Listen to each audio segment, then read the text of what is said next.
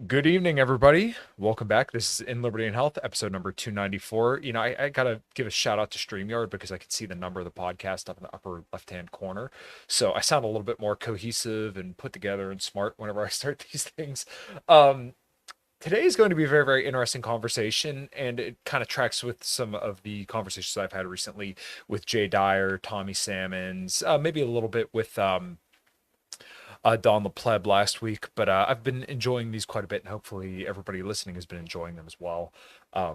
As everybody, I hope by now knows, if you've been listening to this show for any period of time, or if you're a new subscriber here, I am a agnostic libertarian, and with the last couple weeks, and I would say maybe in like the last year, um, I've been questioning a lot of my foundations, and my guest today has been one of those people that have kind of shook my brain a little bit. So we're going to get into that, and I'm sure many, many other topics. And I think he's absolutely hilarious in all the cartoons he draws, which I didn't realize some of the ones that I've seen were him. But regardless, I don't want to keep you guys too long in this part of the show. Hit the link below to where you can find my guest, myself, everything I got going on. Tiger Fitness through the link below if you need any supplements. DrinkLMNT.com/in liberty and health if you want to get the world's best electrolytes. I still use them all the time, even though I'm not low carb. If you are low carb, that's definitely something you should look into. And Fox and Sons Coffee is the last sponsor, the greatest sponsor, the best coffee you'll ever drink. I drink their Brazil honey prep all the time, but make sure you go to foxsons.com and use code Kyle at checkout to get a little bit of a discount. And without further ado and all my shilling, let's get right into it. What is up, everybody? My name is Kyle Matovcik.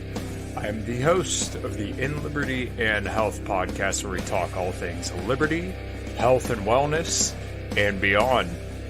My hope is to encourage and spread the message of liberty and physical and mental well-being. I hope you enjoy all the topics we talk about with our guests. We're on all major streaming platforms, so please sit back, relax, and enjoy. Man, I'm doing as good as anyone can do getting buried by his 13-year-old son on leg day. I'm not going to apologize for not being on this podcast because I got to go see Metallica. So if that's a problem, kiss my ass. Okay? All right. All right, everybody, welcome back, and welcome, Jimbob. Great to finally meet you and talk with you. Hey, thanks for having me. Appreciate it. Yeah, of course. So I guess first things first, go ahead and give yourself a little bit of an introduction. I think you're Sure. a very, very interesting person, and I really, really enjoy the way you talk about things. So, yeah. All right. Yeah. Well, I'm Jimbob. I'm mostly known by my images. People don't know my face as much as they know my other work, which is crude meme-style cartoons and comics that do commentary on a wide variety of topics. A lot of them had gone viral, especially during the Karunka Jibby Jabby days. And so people know my work, and now they're more getting familiar with my face and my channel made by Jimbob on YouTube. And so, yeah, I talk about stuff. I make fun of things. I attack worldviews. And it's just kind of ongoing warfare wherever I am. Yeah, I got you. Well, I definitely enjoy your style of warfare. I was listening to one of the streams you did on criticisms that somebody had laid at you, and it was kind of entertaining. I can't remember the guy's name, but you said he didn't earn his beard. So I kind of had to check myself a little bit. I'm like, did I earn this? You earned it. That's a decent beard. Yeah. Okay, well, thank you. But yeah, he didn't take any of your arguments in good faith, and there is something frustrating about people who want to do criticisms but don't approach it either in good faith, or they chop it up and rant for hours and hours in between, which is essentially what that guy was doing. I can't remember his name, but yeah, it would be interesting to see you two have a conversation, but I think he's not interested in that. Right. Who are you referring to? Do you remember? It was the one, I think it was the one you did just like a couple days ago. Oh, okay.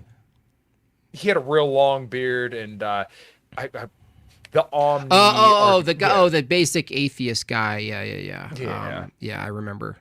Yeah. That was just bad faith. It's like I'll engage with anybody, and I'll try to keep them directly on the argument I'm making or the thing I'm critiquing, and the reality is a lot of these, especially in my view, especially the atheist channels, the sort of gotcha channels, are not. They're about making a statement and doing sort of rhetorical, things, which I like rhetoric, but they're not really committed to it. I even engaged one-on-one with him in his comments, and he's not really interested. So it would be my fault to add any more sort of commitment to that. It's silly. It's just like that. That's actually my fault in general, where I go, oh, a person, he wants to engage. And then you dig deeper and you realize, okay, that's not the case every time. It's just content creation. And that's kind of the unfortunate side effect of online stuff, but I understand it as well. So, Yeah, it's kind of sad because as a person who kind of grew up around atheists, and I used to consider myself one, I consider myself more in the agnostic camp now. One of the most frustrating things that I see amongst atheists is that they don't give, in their worldview, the devil its due. Where, like, I do see the civilization and the positive aspects of religion, and I think that's very, very hard to ignore. But much like you said in the video, basically atheists will say, well, why do bad things happen, therefore God doesn't exist? It's like, well, there's a lot of room between these two things here. yeah, I mean, that's common, and most of us have gone through that, whether we were raised religious or Christian or any form of we rebel. That's common. You grow up, and then you early 20s, you think you know everything, and a lot of these atheistic arguments still that are around, even from the older atheists like Richard Dawkins and the other dude, it's all very incredulous. It's like, oh, this is terrible, and you're like, well, you finding something terrible isn't really a good metaethical position or moral argument. Right. That's just saying you don't prefer gore or genocide or anything else you list as calling evil. And so the fundamental question is, what is it we're referring to? And what is it they're referring to in their opposition? Because, Richard Dawkins once said to Joe Rogan, it's deeply immoral to teach children about, the hell and all this stuff. And, you just ask a basic question like why or how. Tell me how. And what I find in my sort of my attacks and my arguments is that questions of morality aren't very easy to navigate. And a lot of times they're not totally easy to navigate for the Christian sometimes. So it's not like it's so one-sided. It's something that does require some assumption that's outside of materialism. That is to say, outside of the view that all there is here in this life is matter in motion. Okay, so one thing that has been leveled at, I don't want to say just the red pill alone, but like a lot of people who kind of come to the worldviews that perhaps I would more so subscribe to, would be what you just said. They're kind of like, oh, you guys are just strictly materialists. Now, I talked with Jay Dyer last week a little bit about this kind of stuff, and this is kind of something that I've always been confused on. It's because I'll be the first one to admit I'm very, very ignorant of religion, but I'm slowly getting my feet wet here. When it comes to ideas beyond materialism and like spirituality, the problem from the outside looking in for me is that I think each religion, each person is going to interpret things that are religious, spiritual, a little bit differently. And depending on each person's faith, they're going to look at those things differently. So like, and once again, if I get this wrong when it comes to Orthodox Christian worldview, then feel free to correct me. But like the Orthodox Christian worldview believes that like the spiritual world is also here on earth, correct? Yeah, in a sense that like even attending liturgy, you're participating in something that's partial, uncreated in a sense that our access to something transcendental we can access through practice, but it's not identical to matter. And if someone says that sounds crazy, I would just point to ordinary things that are not material that everyone says they participate in. Like if you say truth exists, and the answer is yes, and I go, yeah, well, why don't you materialize it? Ha ha. Your truth doesn't exist. We're talking about category differences. Yeah. So I would say, yeah, by participating in, let's say, a liturgy or the sacraments or anything else, you're actually engaging with something that's not found in matter. Now, this is faith, of course. And if a materialist says, well, prove it, what they're really saying is materialize it, which is a contradiction to the statement, right? We reject that it's material. So And from their view, since they're reduced to empiricism and materialism, they have no way of navigating it, right? Because the only thing they really believe that does exist are things you can hold and taste and smell. And that's not even true for their own view. So it gets into a bind either way. So that's kind of how I came to faith anyway. I started investigating my positions. I also held a bad thing happened, God no real position at one point. And I remember arguing with my parents and friends and family, and I looked deeper, and I did discover people like Jay Dyer and others online who opened up the door of inquiry to other ways of inquiring about these things. And I realized I was making a bunch of category errors the whole time. Okay, I got you. Someone mentioned in the comments there's a buzz. I'm not sure if that's me or you. But when it comes... It might Yeah, be me. that's Hold right. on. Let me see. That's You all know what right. it is? It's a What's up? 3/4 jack. My toe was on a 3/4 jack. I got you. I still hear it a little bit. Okay, hold on. I still I got can it. hear it too, but I don't know if it's on my side. Yeah, I Hold don't on a know if it's second. on mine either. Yeah, no problem. They asked if the Marshall was on. No. and I don't really play that one that much anyways. It's my where is it? The Paul Reed Smith. You can kind of sort of see it. Yeah, I don't hear it now. mine's done. My buzzing's off for sure.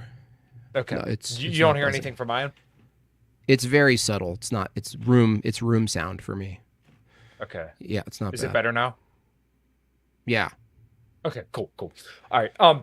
So when it came, or so other religions would kind of look at like spirituality and metaphysics in a different way. So like, when we're talking about things that aren't material, hey, like this remote is clearly something material. I can verify that this is here because, I'm able to see it with my senses. When it comes to things like, okay, an afterlife or the way that you engage with spirituality, that's kind of always been the thing that kind of messed me up. And somebody said in the comments here, I want to pull it up. The biggest distinction, in my opinion, is that Orthodoxy takes the Bible as literally true, and evolution, young Earth, etc. I feel like that might actually be a good comment to kind of jump off on and give you a little bit more to go on there. Are you saying from the position that when you say literal, you're saying they're countering that or contrasting it with a science or an evolutionary perspective of reality? And you're saying, how do you reconcile the two? Well, not necessarily reconcile, but like when it comes to each person's religion, the way that they kind of engage with the spiritual world and metaphysical truths may be looked at a little bit differently. Right. Yeah. Well, what happened when you start looking at this question? We ask ourselves, from what paradigm or from what presuppositions about reality, things we assume beforehand, how do those presuppositions inform how we investigate or interpret data? And a lot of people who try to counter apologists or Christians or anything like that, they don't like this move because from their view, a presupposition is just an axiom. Well, from our view, we reject that you can just have axioms. That's ad hoc. How is it that you can have axioms? There's a bigger question before that. They don't like going back in time and keep going back because it's like endless regress to something that justifies the fact that we're even rational beings, that we can engage with the physical world, that there's regularity, that we have access to logic. And we're questioning these things because your starting paradigm about what reality is, say materialism or an evolutionary perspective, that's going to actually inform how you interpret data. And so that'll tell the story. So what happens is, for any given view, you start with your assumptions or your presuppositions. You then interpret the world accordingly, and you end up there's two things that either happen. You either discover something or you start adding more stories. And I think the debate is usually whether or not you're adding a story or whether it's a necessary thing. And so the argument of, is something necessarily true? Does it have to be the case? Or do you just add it to the storyline like a new chapter? And, it just so happens that the battle of atheism and, say, Christianity, we're always arguing of who's interpreting reality properly.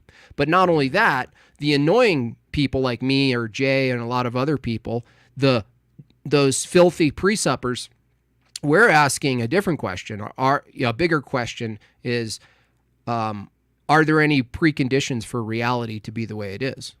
And sometimes people take a lazy approach. They just say, no, it just is. And we go, no, we reject that. We reject things just are. That's ad hoc. That doesn't explain anything. That doesn't give you a justification for how you interpret things. You just grant yourself regularity. You grant yourself that you have a mind. What is this mind from an atheist materialist perspective?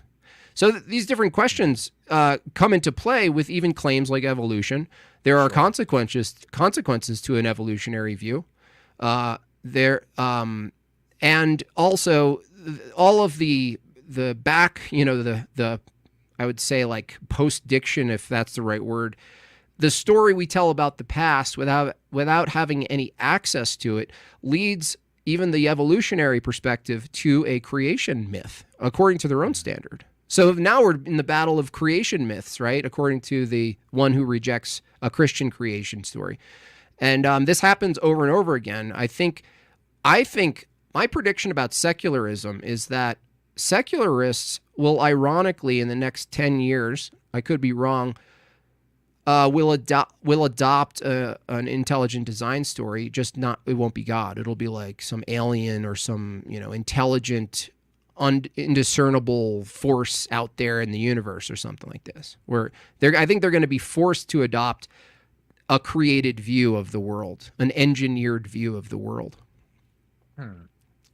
So, yeah, that's very interesting because most atheists, at least as far as I know, normally would kind of go straight to like, oh, it's the Big Bang, right? Or, matter just kind of came. And what's interesting about what you laid out there, and one thing that's kind of sticking with me is that kind of going back to like presuppositions where like people would say, oh, well, the world just is.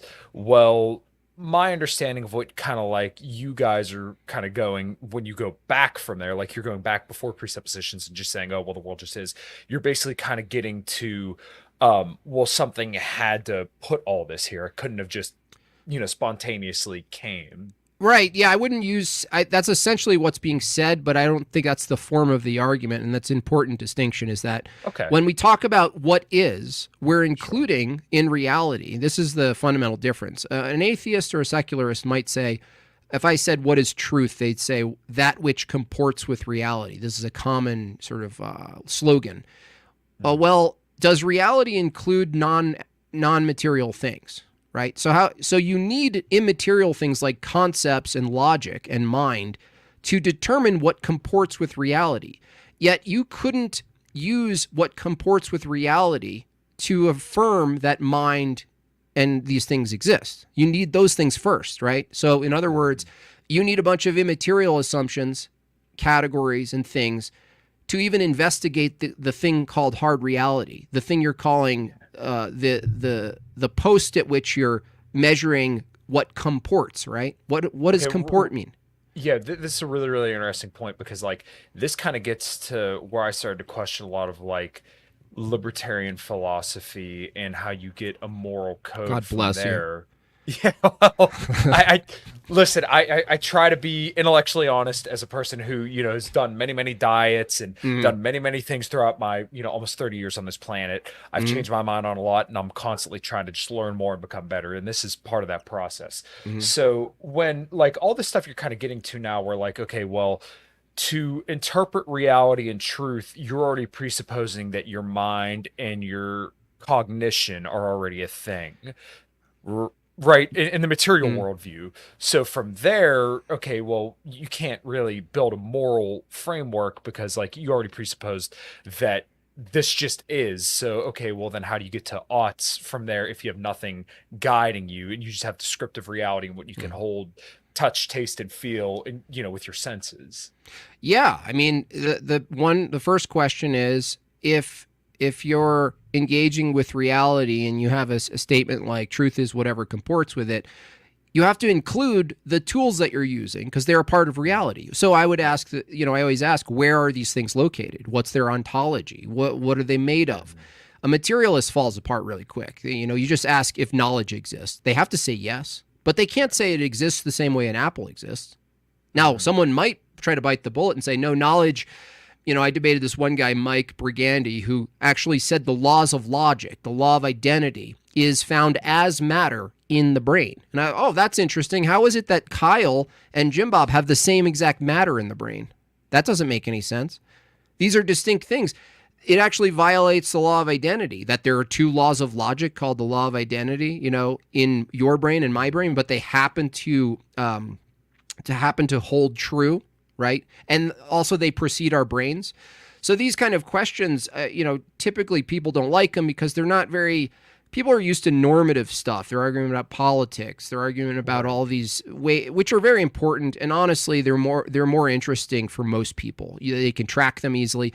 That's probably why a lot of the stuff I talk about, or the various people you've been engaging with, it doesn't get as much interest or tracking because it bogs down a little bit, you know. And I get that. It does. It bogs things down because you're not granting all this stuff yet. And I think this is like, I call it the enlightenment fart, or the enlightenment crop dust, where everyone's under the blanket of enlightenment and they're smelling each other's farts, and they're never asking, like, wait a second, why is it that they declared not too long ago that we no longer need to ask fundamental questions? We just say axioms, or evident, self-evident truth. This is not rigor. This is not asking how we get to a place where we can make statements. Now, people find this retarded, right? Because they go, well, I don't feel like dealing with that. This is just word salad. But it's really not. It's something that was abandoned, you know, during and after the Enlightenment. And suddenly there are people trying to pull it back. And a lot of people don't like that because why? Yeah. It's easy to say, rights are self-evident. It's easy to say, I don't need to justify the mind. I just have it. Well, this is lazy. This is just lazy. And honestly, it's a great excuse to not ask deeper questions that I ultimately believe lead to God. Okay, yeah, and that's. I want to get to some of that too, and I specifically kind of want to tackle the Enlightenment with you because I think there's a lot to go on here. I want to read this super chat real quick from CHD. First time I saw Andrew Wilson, I thought he was just another Christian cuck, quote unquote. I was so wrong. Not skipping to that conclusion again with Jimbob. Yeah, you know what? I completely agree with that. Like I said, Jim, I think the first time I heard you was on our mutual friend Buck Johnson's show. Oh, Buck, yeah. And, yes, he's fantastic. And you guys, one of you two coined the term sweatpants culture. Right, and, yeah, sweatpants. Ever since then, every time I go somewhere, if I go to Walmart, if I go to Sam's Club or anything, and I see these people out in pajamas and a hoodie and they look like slobs, it just drives me nuts. Right. So it's like, it doesn't take that much effort to just put on like jeans and a t-shirt. Like just the lack of effort that people have towards, you know, presenting themselves is just one of the most frustrating things in the world. But before I go off on a tangent on that, the Enlightenment, I've heard you and Jay both criticize libertarian philosophy as an Enlightenment philosophy, which I think is interesting. And the questions I started asking from that were, okay, well, what's wrong with the Enlightenment? Because clearly after the Enlightenment, which would have been, I don't have an exact date off the top of my head, but, you know, probably around the U.S., right? The founding of the U.S. Mm-hmm. Yeah, the founding fathers. Okay. I mean, obviously they're drawing from ideas way before, like, but sure. What we call that moment where they're all gathered together and philosophizing and sort of weeding out. I see the whole Enlightenment project as more of a filter, like a strainer. Sure. Like you had the noodles. It included a bunch of things. It included specificity with God, certain practices, and more importantly, duties, which is my ultimate, in my view, a defeater to someone who just appeals to rights. And we can get into that. I think that they tried to strain unnecessary, in their view, unnecessary added baggage. And they just went for, let's take rationality and reason. Let's see what it grants us. And by that, they just granted it to themselves, right? And then let's assume they're self-evident truths, brute facts. And I think that was a misstep because where did it get you? It got you to two statements. Liberty is the goal, in a sense. Liberty is the goal, and rights are given. Right, the rights are evident, and both of these statements doesn't give man any duties. Any duties. It gives you zero duties. It gives you sweatpants culture. Honestly, if we're gonna really get honest with it, the combination of that view and now they don't wholly take the blame.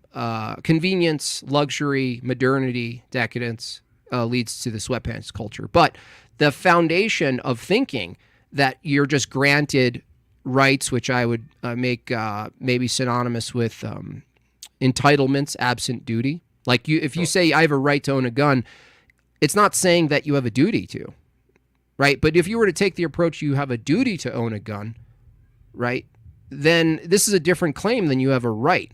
So, but then again, if you say you have a right, then you're also saying you can't get away from making the statement that we have a duty to acknowledge rights. I always ask the libertarian this. Okay, do you believe in rights? Great. I challenge them on rights. What are these things? How do you define them? Can they be taken away? Are they involuntary? Right? Can I reject that I have rights voluntarily? Well, if rights are innate in humans, the answer would be no. That would be interesting if a right or the argument that we ought to defend rights or protect or acknowledge rights is based on this assumption that of voluntary participation. Yet, if a right is in fact innate in nature or in the human being, we actually don't have the ability to voluntarily reject that we have them. So it's kind of like a weird, funny conundrum there.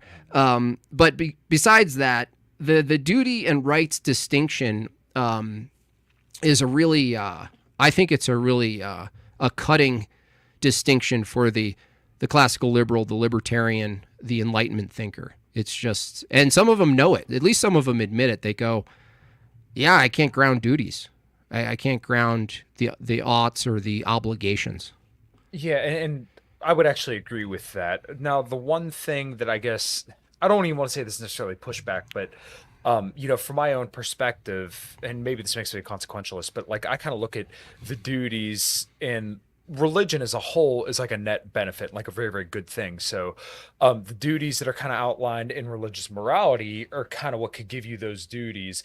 And that's kind of the way that you could have a libertarian order, right? Where you understand those duties, and because that leads to a good society, a healthy society, then that's why you ought to do that, is because this leads to a prosperous outcome. Now, once again, if it's a consequentialist, okay, but right. This is kind of the way that I look at religion Sure. from my agnostic worldview, and this is why I never bag on people for being religious or take issue with people having religion. It's just for me personally, I've never been convinced beyond a shadow of a doubt that there is a God or isn't. Sure. So yeah, we you would see the kind of conundrum I'm here. Yeah, no, I understand. Based on what you said, you used a couple of words that have some smuggled assumptions of the standard, like things like better, right, or prosperous. Okay. The question is, can a from a libertarian position, can someone who violates all libertarian principles be prosperous?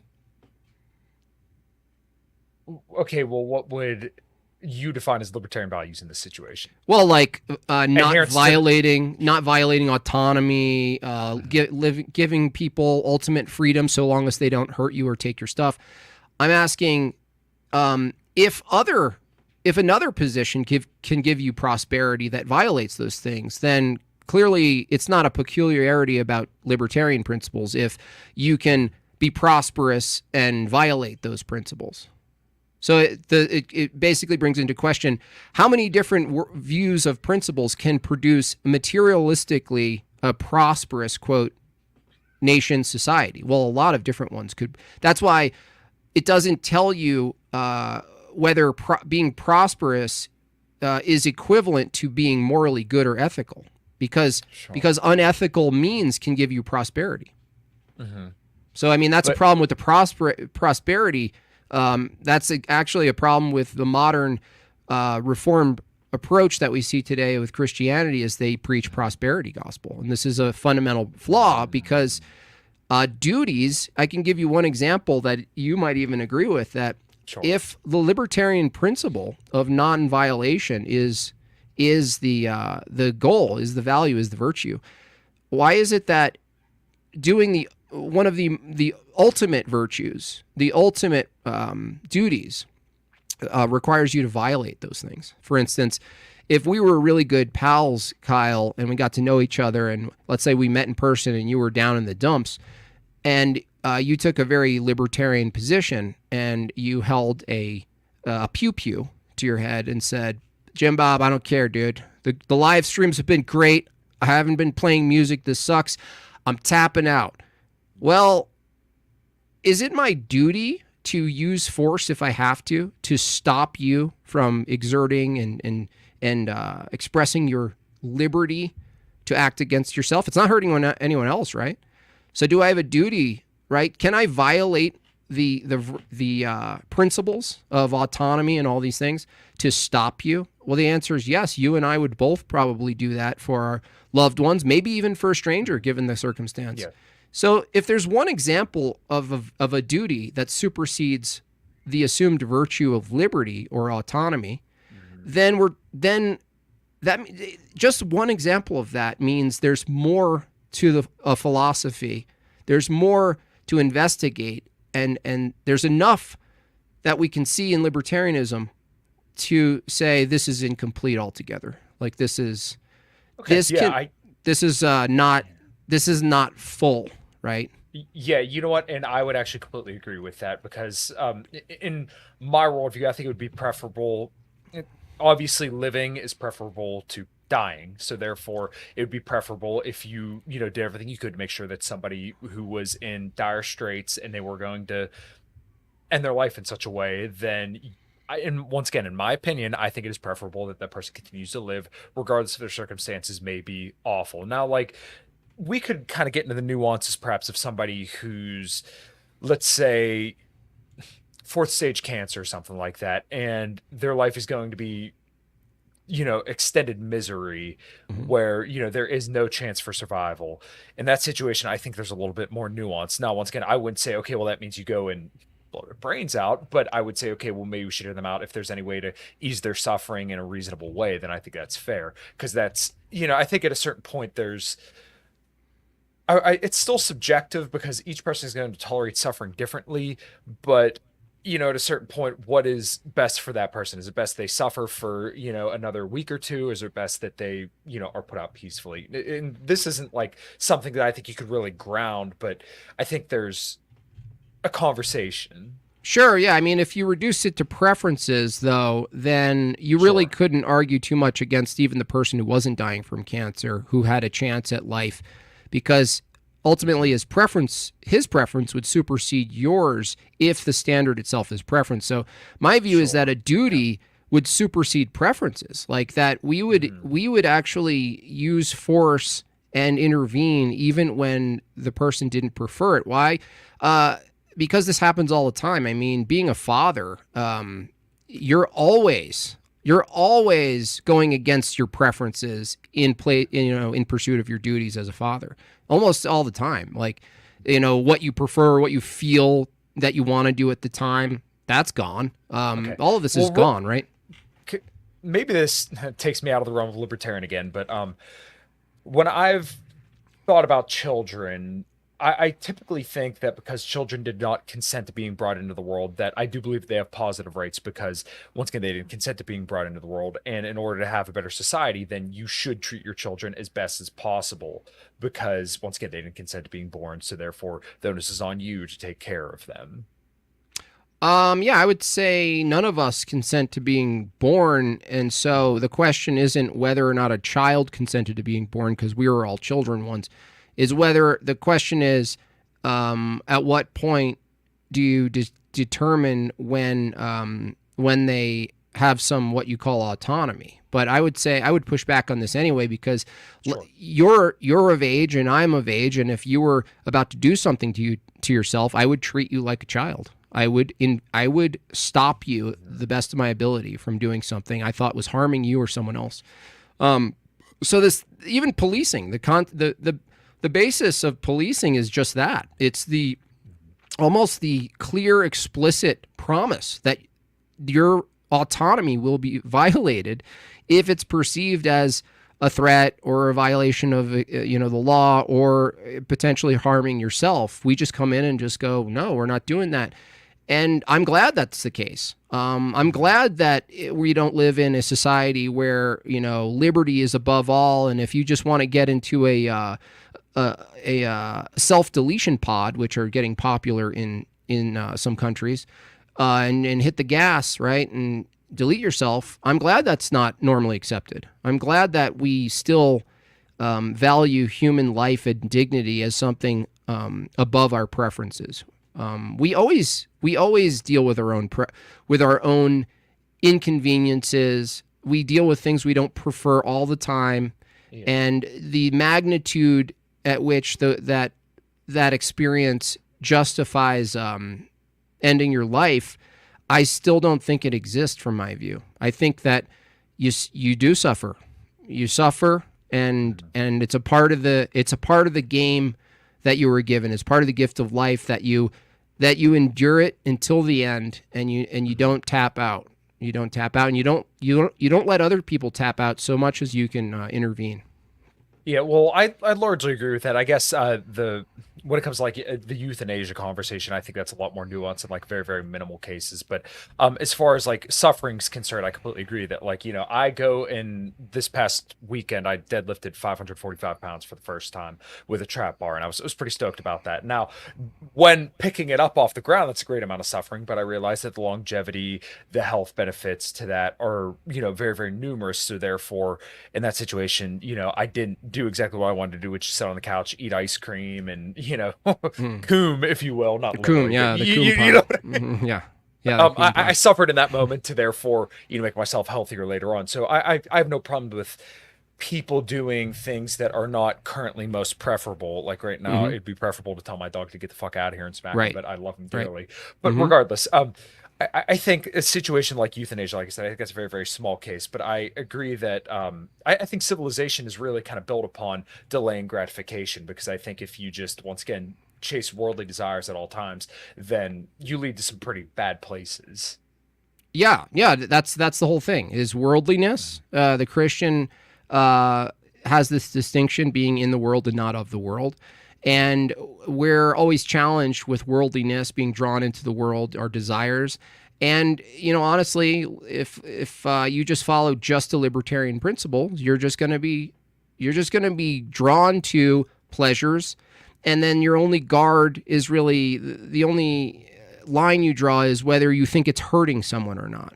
Well, the question is, can you do anything immoral that doesn't physically harm someone? Right? Can you act against yourself if it doesn't result in a cut or bleeding or crying? I would say, yeah. I would say even thoughts, we can act against ourselves in our thinking. And this assumes that there's something more than a blood vesseled machine that's just acting out its wants and desires. We're not animals. In fact, I think libertarianism, just as much as a materialist view, do reduce us to our impulse, wants, and desires. I think that's a very grotesque account of the human being. Yeah, well, and back to kind of the point I started this with, is that this is kind of where I'm questioning a lot of libertarian values, because how do you get the aughts? How do you produce this prosperous, flourishing society if you don't have any kind of grounded duties and understanding what that is? But I guess the question there is that I don't think you're going to get everybody to be on board with a certain religion, and because there's so many different religions all over the world.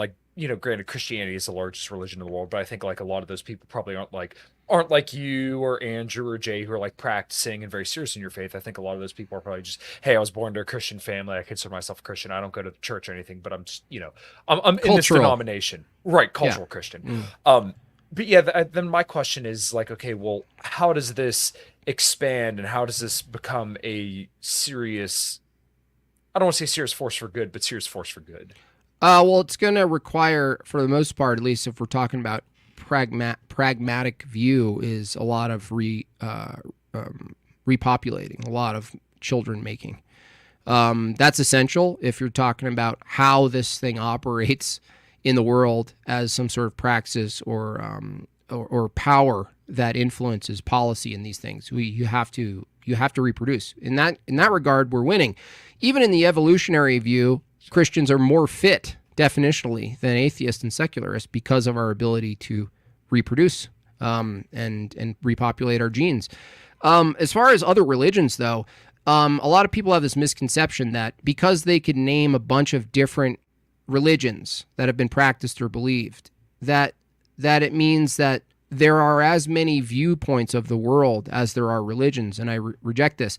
I would say that there is a maximum amount and not many starting points for any given view. And so we're not really talking about particular claims about religions. We're talking about what's the starting assumption that grants you that you could take this path of a religion and start constructing it, and spiritualism or whatever you want to name. We can always go back to their starting principles and test their epistemology, their metaphysics, and their morality. Those are the three branches in which we could inquire, attack, and apophatically remove from the system because they're incoherent. And so there's a lot more incoherent religions than there are coherent, right? So that's actually good news. But the fact that many religions exist, it doesn't suddenly make it less probable that there's a true one. That's a probabilistic view to say that. And we would say if there was a true religion, let's say Christianity was true, it would precede probability. It would be the foundation that you could even have probability. It wouldn't be some outcome because probability requires you have access to favorable and unfavorable outcomes. Well, if Christianity was true or any religion was true, and God, in whatever view you take, was the creator, the eternal creator of all things, then we're not talking about probability anymore. We're talking about something that precedes all things. And so, I reject there's so many religions, therefore most of them, they're probably all wrong, right? And what's the likelihood one is right? Well, we're not talking about likelihood. We don't have access to that kind of stochastic view for something that's a metaphysical claim that's outside of empiricism. That we're dealing with a different kind of claim here. So, how you came to the Orthodox worldview was because you felt the Orthodox worldview was the most correct, and you did that by questioning the three things that you listed earlier: epistemology, metaphysics, and morality. Okay, so you questioned those three, and Orthodox Christianity had the most correct out of all the other denominations and other religions. That only partially gets you there. Okay. What's interesting is that I'm sort of heady, novice in philosophy, and so I'm interested in that stuff. But no, I am very novice. As far as philosophy, history of philosophy, schools of philosophy, I just take very rudimentary approaches to engaging with it. So I think I have an advantage because I don't get lost in all this fancy terminology. But it's actually practice. It was actually going to a liturgy that the experience of, this is outside of reasoning and thinking your way through things. And I basically took the position that if there was a true faith, then its practice itself would go beyond reason, thinking, philosophy, interpreting data, debate, thinking in your head, all this stuff, right? So it was ironically the experience that went far and beyond regular reasoning and debating and going, that doesn't make sense, and this makes sense, and this makes sense. Now, someone might say, well, that's not a very effective epistemic route. And I might agree, because you could have a similar experience maybe in some other, some pagan. I'm glad you're touching on this. Some pagan, a moon orgy. But that was the thing. The fact that the pair of the experience and the coherency, the internal consistency of the faith, and its account for things, like down to very minute things, very very particular things, like certain distinctions that don't make sense in other views. And so basically, it makes it more rigorous. It makes it more narrow.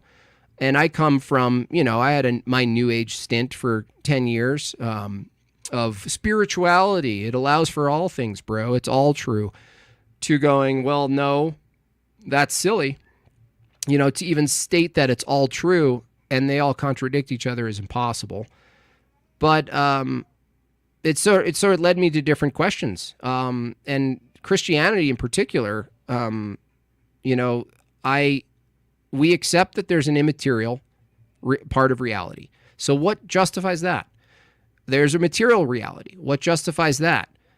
And then there's mind. Like the three things. It's a triadic sort of union of things that we couldn't even experience reality unless those three things were in play, and miraculously they're tied together and they're near seamless. Now, what view accounts for mind? What view accounts for whatever we call heart, right? Not the physical heart, but what accounts for that internal intuition that we all have. Even the atheist has this. They can't deny it. They try, but they can't. So you start to look for a system that accounts for these things and puts them in their proper category. And I found Orthodoxy does that the best out of everything I've encountered. Okay, so then I guess the argument then is like, okay, well, what would be the argument to, let's say, somebody who's Catholic or maybe even Muslim in response to saying that they had a similar experience with you, or that you did with Orthodoxy? Well, something like Islam, I would reject on a bunch of other things. Like Islam, Sure. Islam needs the Bible to be true for it to be true, and the Bible doesn't need to be true for Islam to be true. Second, the Islam God, it's part of his nature to be eternally generating. So if it's his nature to eternally generate and be creative, he didn't make a choice to create the world. He had to, because it was in his nature. So there was no free will in his creation. Now there's a huge impact to that if that's the premise you have to accept. Not only did the God of Islam not have a choice in the matter of creation, because it's in his nature to just be always creating, but if let's say there is some version in Islam of being made in the image of God, how is it that we would have free will from a God who doesn't even have his own free will to create? It's a mess. Second, they're kind of they're sort of nominalists in that they reject, at least in a lot of the arguments I've seen, reject universals. The famous one that was recently exposed in the Jay Dyer debate against that one dude who he absolutely destroyed, was about Allah's foot. So they claim like we can't know anything about Allah given the material world, but they claim Allah has a foot. This is just an example. And so the question is, okay, is Allah's foot like anything we know? And they say no. And then say, well, what are we referring to then? It's like the Troons people who say a woman. Well, you go, what is a woman? And they don't know what to point to because they're rejecting a universal category while assuming that category. And the same applies for the foot. Well, if that's the case, then the Quran itself can be nothing like God and can tell you nothing about God. So it's a problem in epistemology, given that from their view, they have a revelatory approach to their own book. And yet their revelatory approach negates that there's any possible knowledge of Allah in the book, because nothing referenced in the book can be anything like Allah. So what is it we're referring to? Whereas the Christian view, we can know some things about God through through knowing that we're made in his image, right? There's something that makes sense there, that our mind is reflective but not identical to God's mind, that we have reasoning and free will, and we're made in the image of God, and God has will. And so we're reflective of that. In that the Islam view, there's no knowable reflectivity between God and man and creation.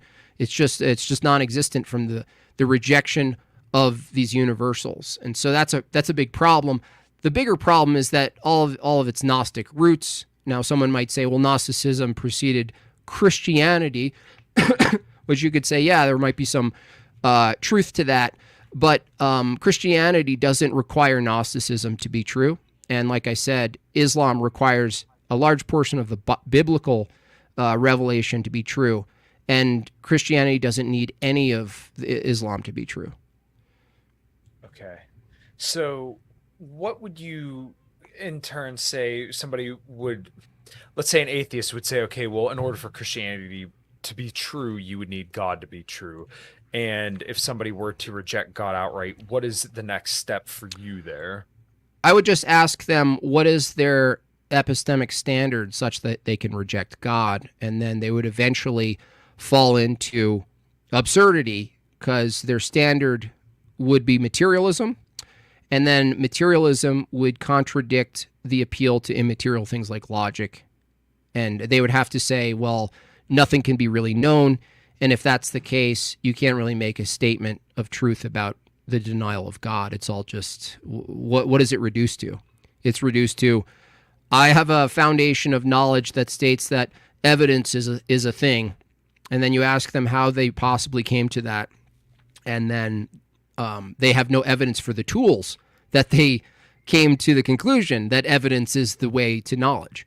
It's the same problem with science, right? If I always trick people, and they're catching on now, I ask a scientismo, I call them, who make science their religion. I ask them, is science the best way to truth? Seems like a pretty easy answer, right? Like people generally have an impulse answer and they say, yeah. Well, that's not a scientific statement. That's a philosophical statement. If science is the best way to truth, the method of science would produce the result of that statement, and it can't. That's a philosophical statement. There's no philosophy found in the beaker. There's no philosophy found in the empirical, analysis or the movement of matter, right? And so it's a trick question, but it does reveal their starting assumption, which is it's contradicting because they have to assume philosophy, which is non-scientific, to do science. It's a silly position to say, well, science is getting us there. We go, no, science doesn't even have a telos.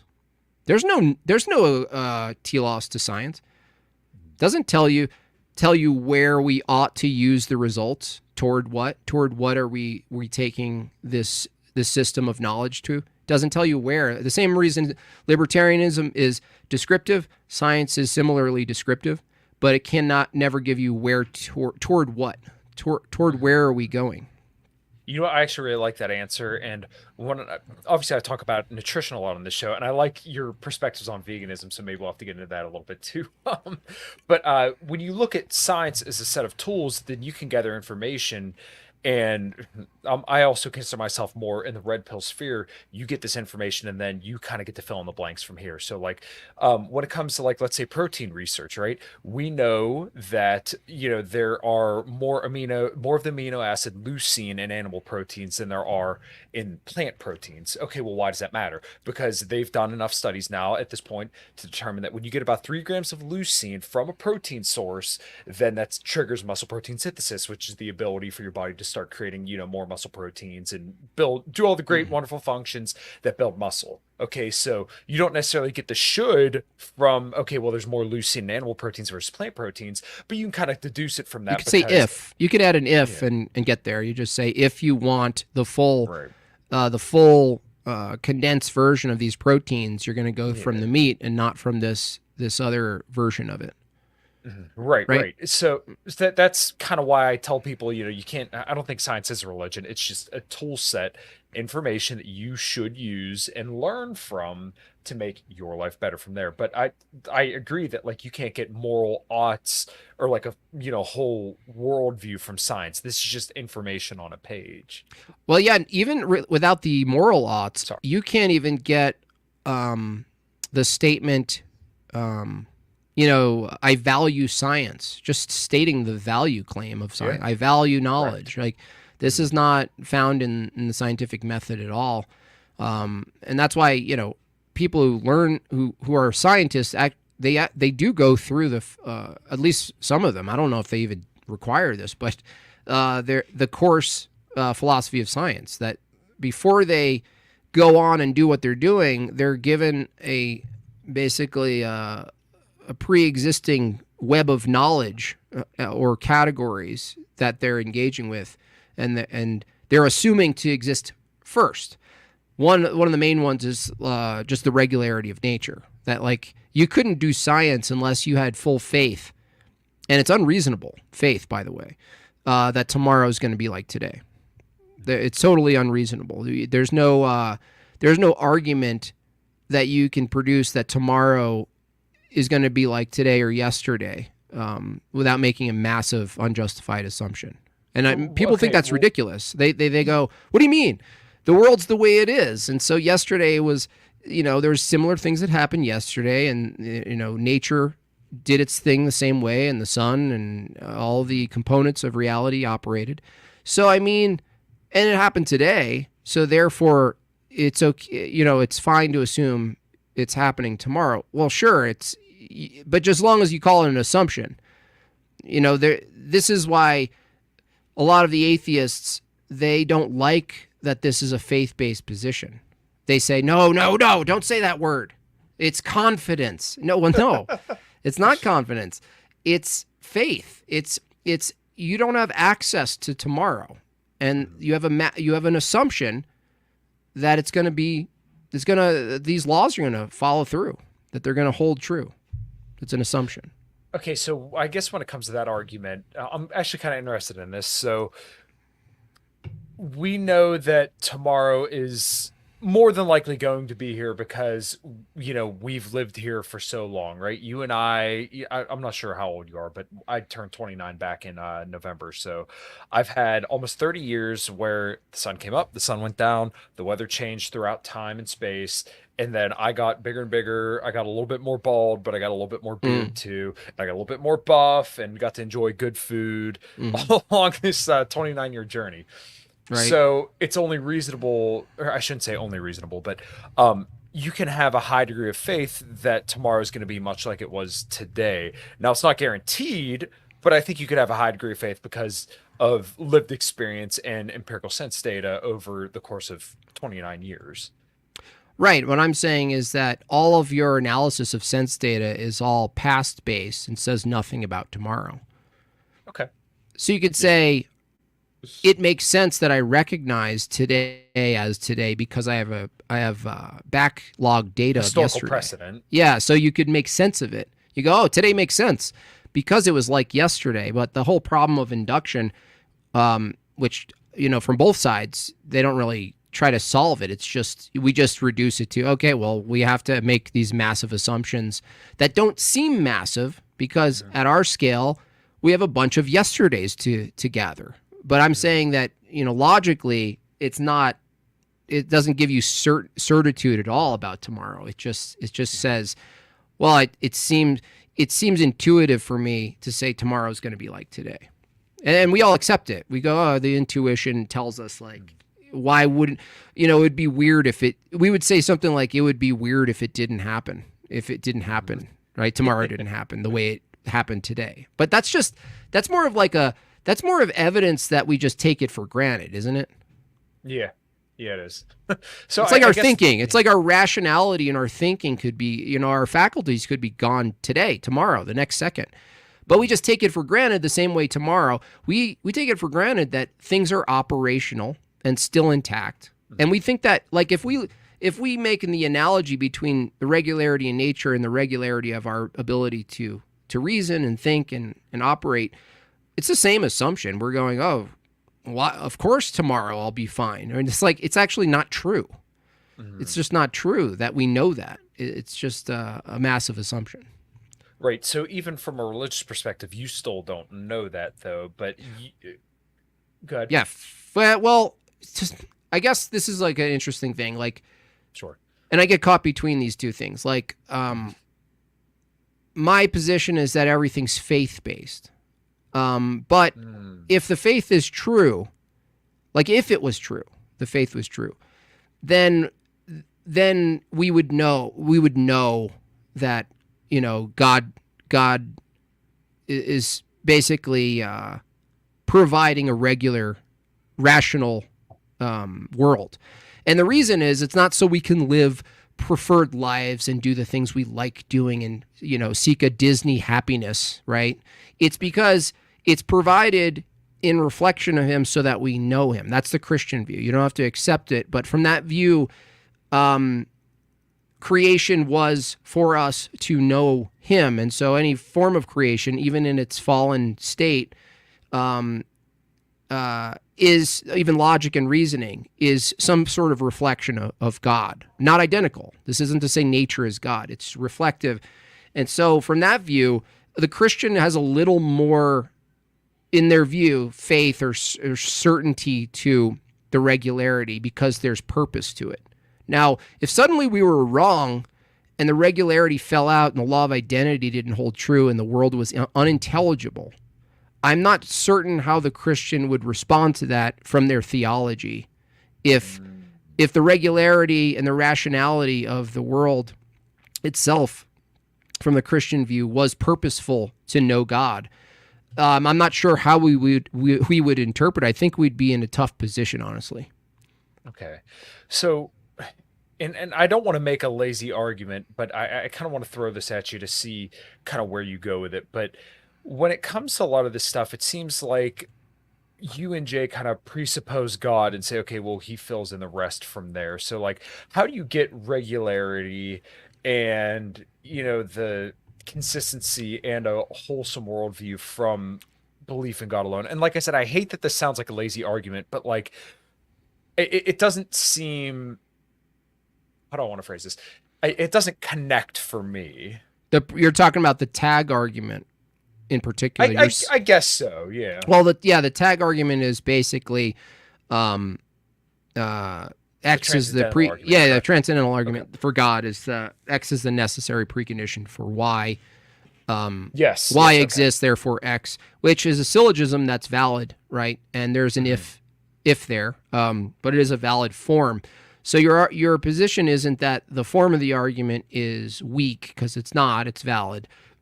Mm-hmm. It's just that what you're saying is you can't get there because from your view, you're saying, well, you're just claiming God is the necessary precondition for all of this intelligible universe and for knowledge. And we have knowledge, and so therefore you're just saying God exists because you declared he's a necessary precondition for knowledge, right? To a degree. It's just, once again, I'm agnostic. I don't know either which way. And the thing that kind of hangs me up is that it's like, and I hate that it sounds like I'm coming at you in a bad way, because I really don't mean it that way. You bastard. I just want to get closer to understanding. But, like, how do you come to, certainty in all these things? Because, I mean, I guess if you take it to its logical conclusion, then, like, you can't be certain of anything. And like you said, everything's kind of faith-based, which I guess, everything that I kind of believe is faith-based as well. I go at a different approach. Like, I say, not different than some people. It's just different than most people do. They go to the propositional logic.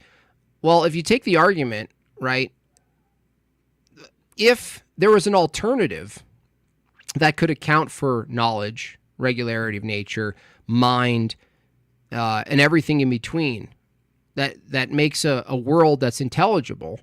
Intelligible, by the way, is mind dependent, right? Even the term intelligible assumes that there is some intelligence, a viewer, a knower.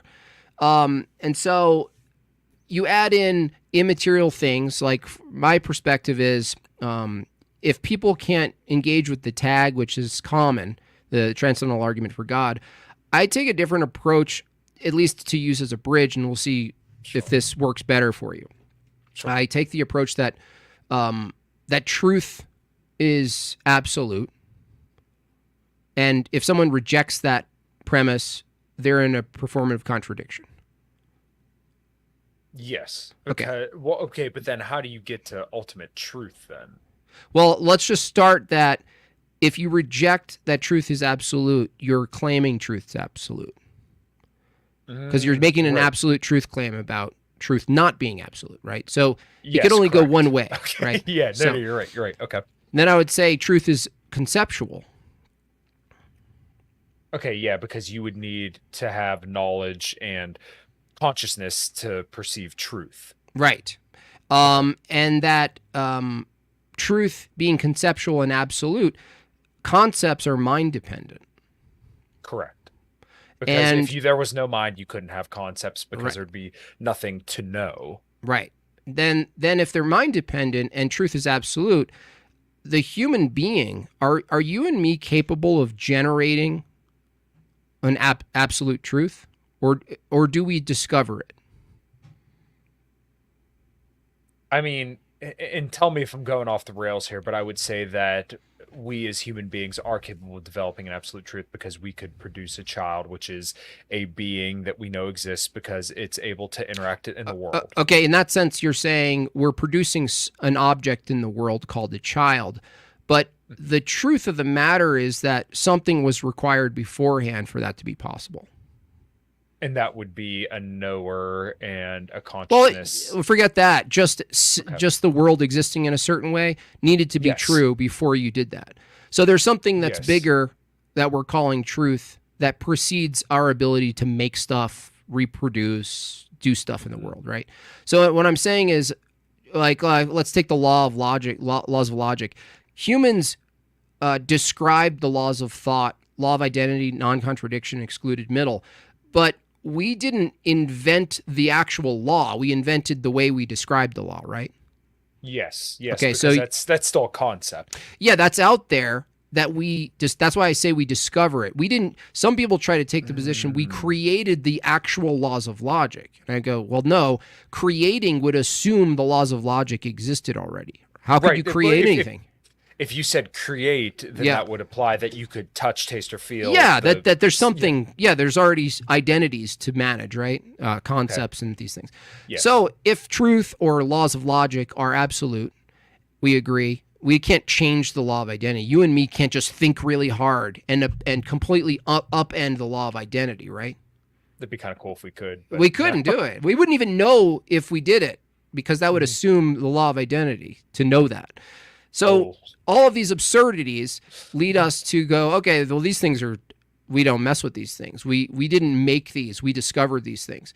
But the fact that they're conceptual and we discovered them means they're mind dependent, but they precede us.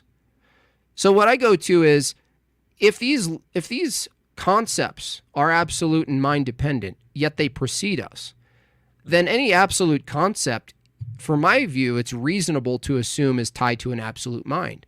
So then they get into, well, what does it mean absolute? Well, it would mean basically non-dependent, unchanging, objectively Omniscient. established. Yeah.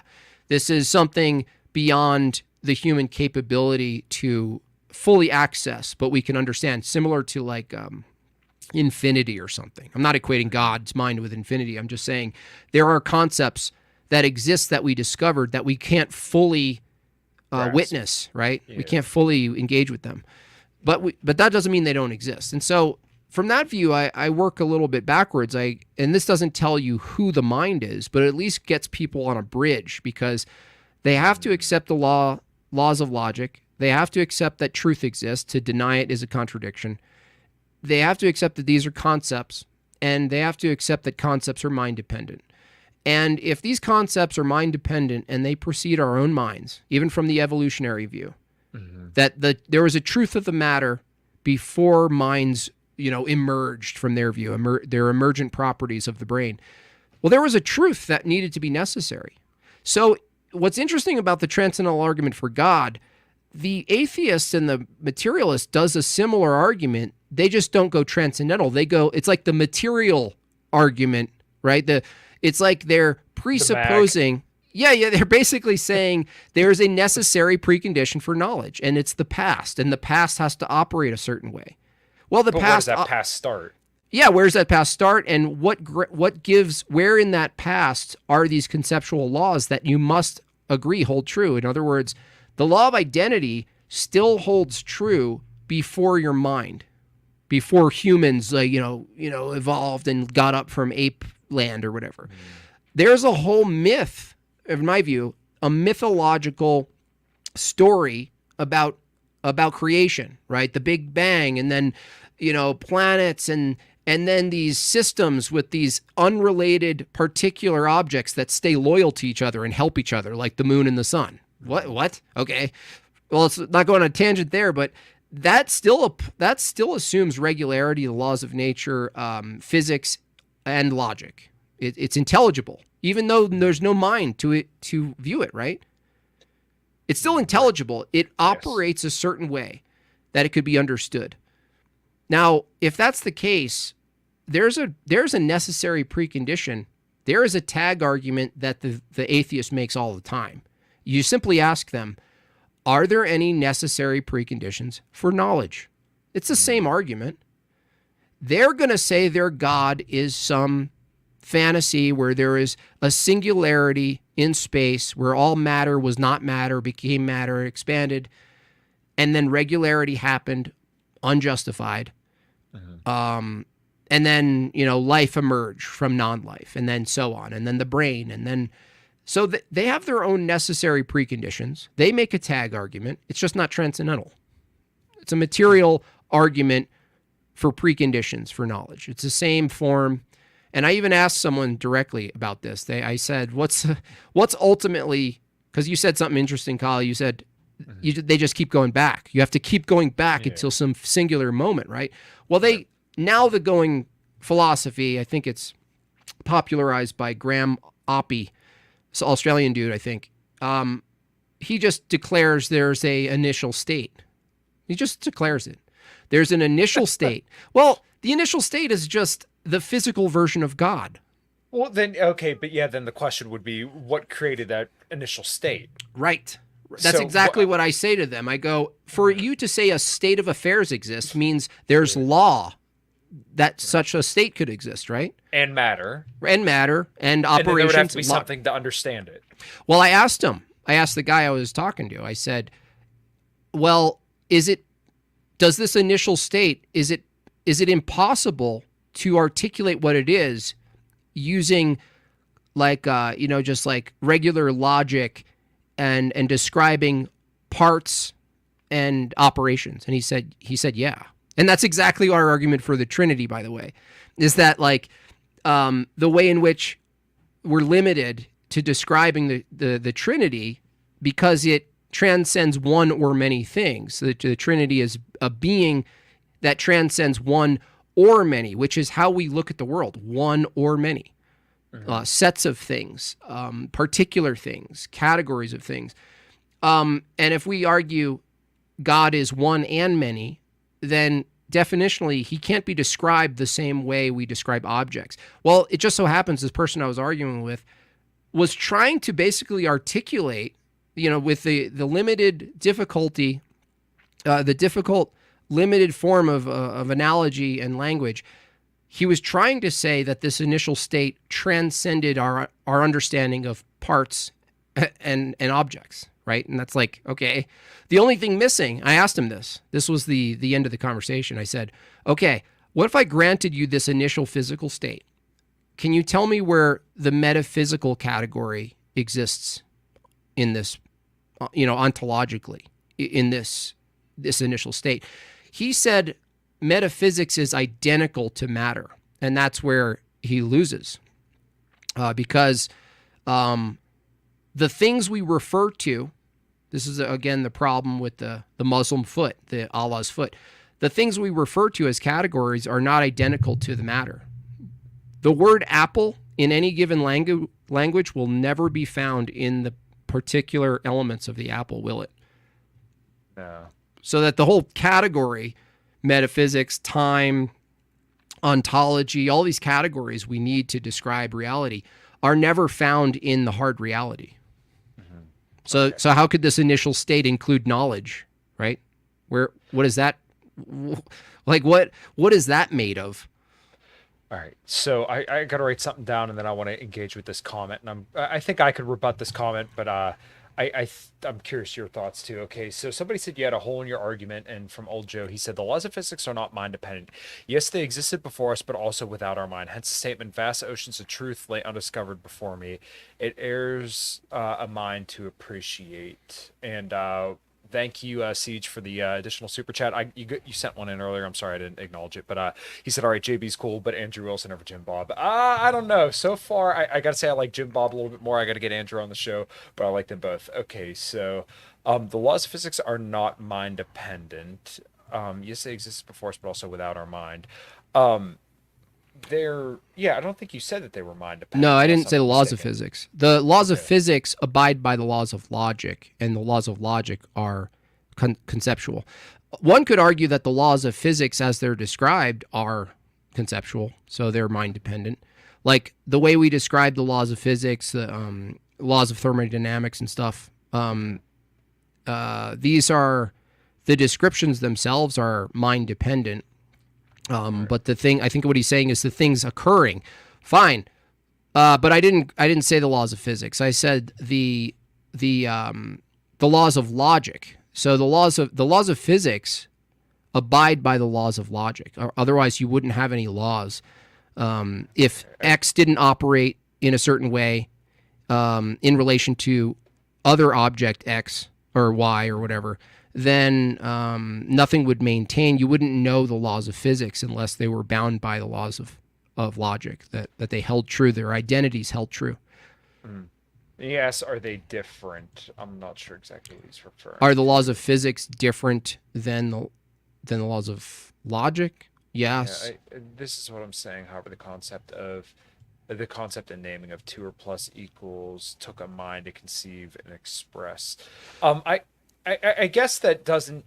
That kind of follows because, like, okay, you could matter existed before we were ever here, Hmm. but that doesn't mean that like matter's an actual thing. I'm sorry, like matter is still a thing whether or not we named it matter or not. Yeah, I would say I would go to just general, just like a ontology. That is, I would ask old Joe, is there an ontology of a planet? Is there a way in which it exists? Does it ever violate its own identity? And this is thinking before there's human knowers and talkers and perceivers. This is the thing, is that even when you get to the point under that view where you have minds to describe things, there's something that needs to be true that you're describing to call that true.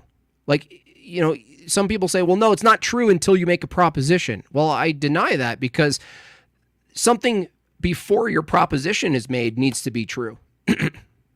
Something like you exist, like a very fundamental thing like you exist needs to be true before you make a proposition. This is why I reject like the what's his name, the cogito. I think therefore I am. It just grants that you exist in the first premise, and it supports that you exist in the second, while assuming that you exist. Yeah, it's circular and kind of silly. I think the same problem exists with the ontology of the laws of thought or a planet or all of the for instance, evolution itself assumes there's information that's transferred between cells, right? That needs to be true, right? Before you make the proposition about it. It need to be true in the past for that to be the case. So this is what we're talking about, why the laws of thought still exist in some form, not as matter that precedes our ability to describe objects in space. Um, just wanted to follow up on this, and we probably round out this part because there's Section. some other stuff I want to get onto. Yeah. Sure. Sorry, bench pressing. I think Jim Bob's question once again relies on seeing things through a human perspective. Does a tree make a sound following if there's no one there to hear it? Yeah, I would say Yeah, it does, it because does. that's independent of us knowing it or seeing it. It still exists whether we're there or not. Somebody had commented, Delano, planets don't spontaneously turn to stars, therefore God. Um, it's a strong man argument. Yeah, no, that's not the argument. Yeah. And then this is great having you guys talk this together out. Yeah, you know what? I really, really enjoy these kind of conversations because these are things that I don't personally think about and I have questions about, and it's truly an honor to have someone like Jim Bob and Jay on last week to kind of discuss this stuff. And it's not that we're disagreeing; it's just I'm ignorant. I'm a retard compared to you guys, and it's really cool to kind of test the depths of my knowledge and then obviously see where you guys kind of come Yeah. in and kind of fill in some of these gaps. Yeah, I have a comment on my side that says B.S. Lewis says he's our resident atheist. Jim Bob says no because God always observed the tree. I actually believe that, but I wouldn't argue that in response to that statement that he made, B.S., because For anybody who assumes that there's some past that happened, we didn't witness the past. That's like saying, that's like a debunk. If someone took that view, they would have to argue, and I don't hold the evolutionary view, but if you did, you'd have to argue if the tree didn't fall because you didn't watch it, you'd just debunk evolution, right? All the necessary components and activity for evolution and natural selection to happen, you would have to say, well, no one was there to observe it, so therefore that didn't happen, just like the tree didn't fall. Well, that's silly. I take Kyle's position that no, if it was in fact a tree fell, and you just didn't know that it fell, it still would have fallen, right?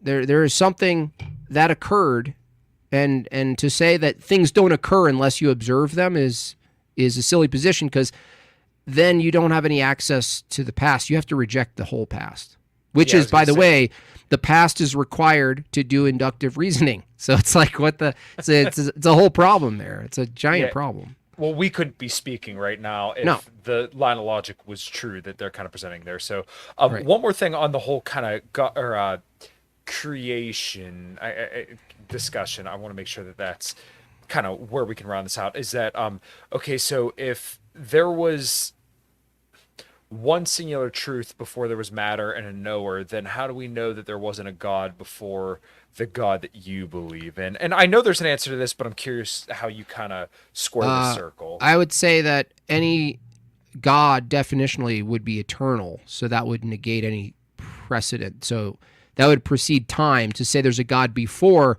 is to assume God exists on a timeline, like in temporal framework. That's why when like Ricky Gervais and all of those guys say like, well, who created God? Well, God, if we say God is uncreated, you're not talking about the God I believe in. That definitionally, I don't understand how you could assume a God that was created or something preceded God. But then you're just saying that's not really God. The thing, entity, being, mind that preceded that God is real God. And so if it's not eternal, just the same way a materialist eventually sort of presumes eternal universe, the same problem. That there's not many options. It's either endless regress, category errors with God, or eternality. But the problem with the materialist view of eternality, the eternal universe, is that the eternal universe can't account for the existence of metaphysics and concepts, which if we denied, we could make arguments. Okay, yeah, that's correct. That tracks. I'm finally starting to pick up some of this stuff. It's absolutely fascinating. So, you brought up evolution. I'm kind of glad you brought this up. So, what is your perspective on evolution before I sound off ignorantly about what I think your position is? I just think it's the most retarded thing ever. I believe that that organisms, animals, multi-cell, single cell, adapt and change. And that doesn't follow that they change into different things. They just are the same things, and they have tweaks and things like this. And to have tweaks, from my view, is that the information is already embedded such that they can respond to whatever it is they're responding to. That it's not like they developed a new thing, that whatever the information is that they're responding to, because information is embedded and also not material, that whatever phenomenon you're seeing that you could observe, and this is for things you can observe, that means that the information was already there. You know, that the response or the tweak you're seeing at the surface level, the beaks or the hair getting thicker, that is already directed by something that's already in the system. It's not just some sort of like, oh, that just randomly. No, because the information, how could random information produce function? That doesn't follow. But the overall arching narrative of evolution is that because things change at the local level, that it follows that they change at the macro level. This is a giant leap. I believe this is a composition fallacy that says what's true of the part is true of the whole. We don't have access to the whole. We don't have access to observing long time frames where we observe object A changing into object B. What we have is a bunch of similarities in creatures, similarities in phenotype, similarities in genotype, and similarities in function, and ultimately the whole assumption of evolution is that we're all descendants from some source, right? Because we share some composition, some material, some genetic data, or something like this. And so, if it's true that everything that's living is somehow a cousin to everything else, how could you possibly argue that one thing isn't the cousin? I mean, it starts from this massive assumption that we're all related genetically, that even the strawberry is a common parallel, that splinters down to this one single form, right? And then we all came from this cellular form, and that's how we're related. It still doesn't follow that a whale was in some form like of an elephant cow, and over time decided to wander into the ocean and change its parts to assimilate to the ocean. There's nothing reasonable about this position to me. And every time I ask about how is it that happens, you know what the answer I get is always that it happened. Which isn't a very good argument. Okay, so when it comes to humans, when we look at perhaps historical records and some different hypotheses, like one hypothesis that I got to say I'm a fan of and seems reasonable to me is the gut-brain hypothesis. If you're not familiar with it, it's basically a theory that we lost intestine to get more brain because we learned how to cook many, many years ago. So over time, and actually, like, our intestine is made of very, very similar material to our brain. It looks similar too, a little like bound up little, it's like, yeah. And then, I mean, from that view, everything we're saying is just a form of shit anyway. All right, that's pretty good. That's pretty good. So, and like, also, let's talk about maybe adaptations to like our circumstances and the way that we're attracted. So, like, when there are certain features on men that are attracted to women. So, like, women like a guy who has wide shoulders and a narrow waist. How dare you? Because or guys like a girl who has big boobs and a nice butt. So this is to my understanding, because these were signs of like youth and fertility, and then for women looking at men, these are signs of capability for violence. Would you reject that outright, or would you just say this is more of like adjustments made over time, or would that still classify as evolution? No, I would say that that the physical features of the woman and the man are consistent with the hierarchical features of what a man and a woman is from the theological perspective, from a Christian perspective, of that men are force, that men are the force. They're always descriptively the force. They're providers and protectors, and women are the nurturers and the people who raise the children. And I think the difference is, of course, from my view, that we're created a certain way, and that any sort of changes that you might encounter don't ever veer from the function of what it is to be a man and a woman, not only biologically, but even in society. Obviously, we're in a time where they're trying to upend that these universal categories of men and women exist, and you can't upend it, because it's descriptively true that men end up being stronger. They are for brute force. They're dominant, and women follow men, and there's nothing that's ever really going to change that. And dressing up and putting on makeup is not going to change that. And if I slap some tits on you, Kyle, I'm not going to suddenly buy you a drink. Even if you shave my face? No. And so I think there's more going on when we discuss what a man is, what a woman is biologically, that we're actually looking at what the function is, not only in a social aspect or a family aspect, but in a biological. And you're inquiring strictly biology. I'm saying the biology is still tied to the social, that there's an aspect of what it is to be a man socially in a society, and what it is to be a woman. And the man is a protector and the enforcer and the leader, and the woman is the follower and the supporter. The man is the head, the woman is the neck. and they're the foundations for a family. And so I guess you're pointing to like, well, look at these features. Like, why do we have these? The question is, did we ever not have them?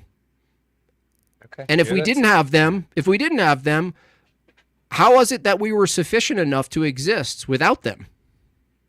Because we would have had to been sufficient enough to exist without the wide shoulders, for those people who have wide shoulders, and strength, brute strength. Well, there had to be, if evolution was true, there was a time where we didn't develop that. So what were we then? And if we were a certain way then, and we existed long enough to survive, it means that we didn't actually need these new features. So that's always my problem with evolution. Every stage that precedes the stage of advantage needs to also be just as advantageous.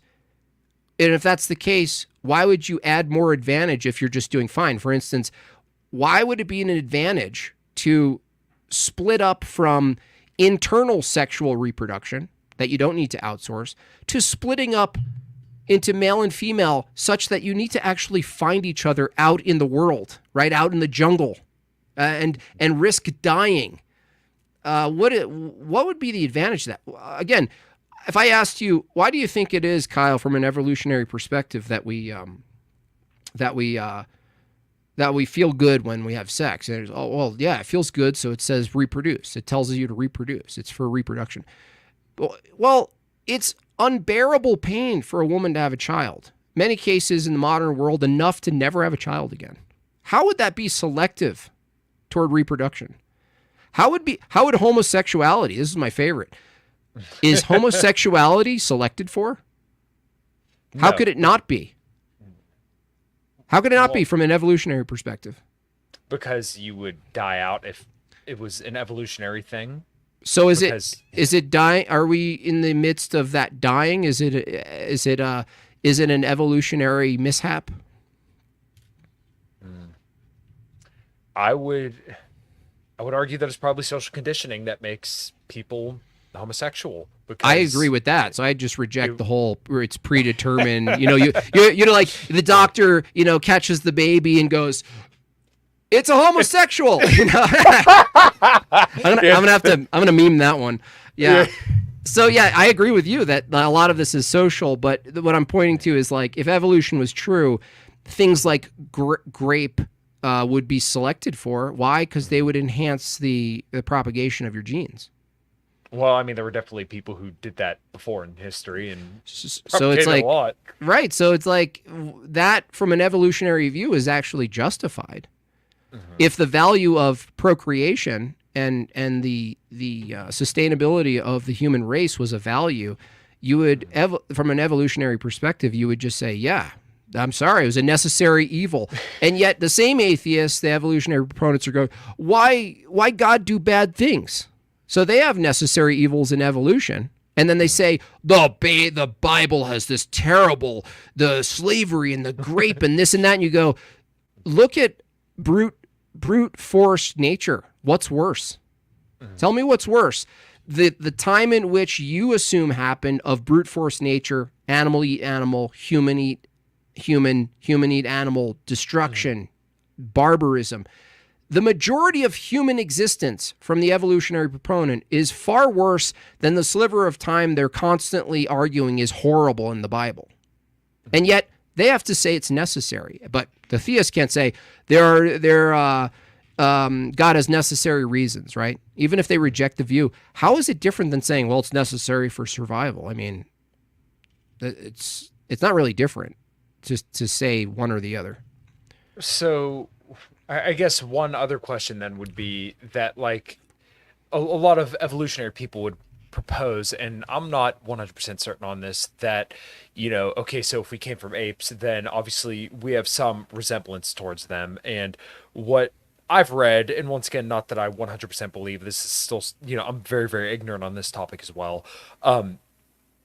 we learned to stand upright and got more rounded shoulders and shoulders that have a greater range of motion, so that way we're able to throw things and kill animals. And once again, like I said earlier, the theory is that we were able to learn to cook and use fire to prepare our foods. So Sure. we didn't need as much gut and brain. And we learned that around the same time that we learned to stand upright and were capable of throwing things. And so, did we learn to climb trees? Because before that, we had already learned how to do the like. Here's my thing: is like Okay. when they give this like sort of like chapter, like these chapters, these little increments of jumping our abilities.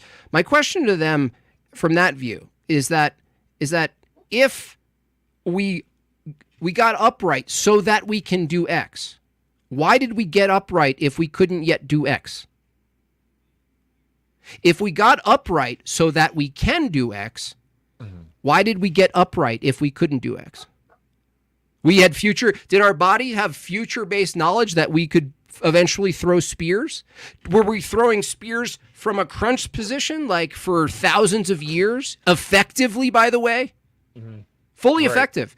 By the way, a crunched over body, the ability to process foods, right, is more efficient. Crunched, like everything close together. This standing upright is not biologically efficient in the metabolism. It's better to be close. Everything's closer together. It's efficient. It's like a little packed engine, like a little Porsche. So, but we were like, oh, I gotta stand up, right? And you know, you look over your dad. Why are we standing up slowly? I don't know, son, but the future will tell us. Maybe one day we'll hunt. It's like, this is the problem: is that for every reason you have for why something happened, there's a time in which that wasn't happening yet toward that outcome. So here's outcome B of being able to stand up and throw a spear, and that's why we stood up. Well, the process of standing up between A and B, obviously we survived just fine. Otherwise, the process couldn't happen. So what is this purpose of the time in between if there has to be this deliberate moment, chapter change in evolution? We now can throw spears. Well, what was happening before then that was just as effective, such that we reproduced long enough to then do the thing? This is a backwards way of reasoning. It's like saying, like, well, the snake developed venom in its cheeks, right, just out of nowhere. It's just a fleshy little snake that had maybe some teeth. Let's grant it teeth. And it could bite things, but it just developed randomly poisonous liquid that melted the insides of its prey. But then you go, why did it do that? And it goes, well, obviously, because it's sort of survival, and it melts the inside of its prey, and it makes it easier to eat, and then they survive. And then you go, yeah, but what about the development toward that? If the development toward the fully functional injection system of the snake, right? If the development was longer than the actualization of the thing, then what was the purpose of the development? That it would keep this thing around. Obviously, there has to be a point between A and B where it wasn't venomous enough, or it was just liquid that was B12. It actually enhanced, the animal. It just gave it a B12 shot, and it was like, oh, thanks. Like, this doesn't make sense in the process. And I ask every evolution proponent, between Form A, and Form B, where they have a new apparatus, tell me the purpose of having 1/8 of a dick before it's a full dick for how many thousands of years? And they go, well, it's just, it still is an advantage. It kind of nubbed it. They rubbed nubs. The nub. The nubs rubs. And the nub rub. Okay, but toward how would they know toward what end, right? And would they say that, it's still evolving towards something? Now, I would like, from an evolution perspective, I would like them to predict what a human dick's going to look like. Is it changing? How do they know? Are we done? Are we done? And they can never really engage with this. What they have to do is they look in the past, they fill in a bunch of gaps between A and B, right?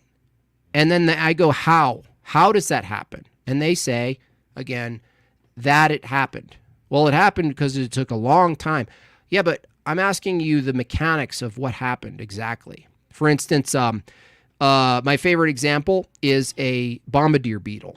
Kyle, a bombardier beetle is a beetle that has two containers of chemicals that only the combination of the two meeting through a valve, right, with moderated dispersion, produces an effect like an explosion that sort of sends predators away.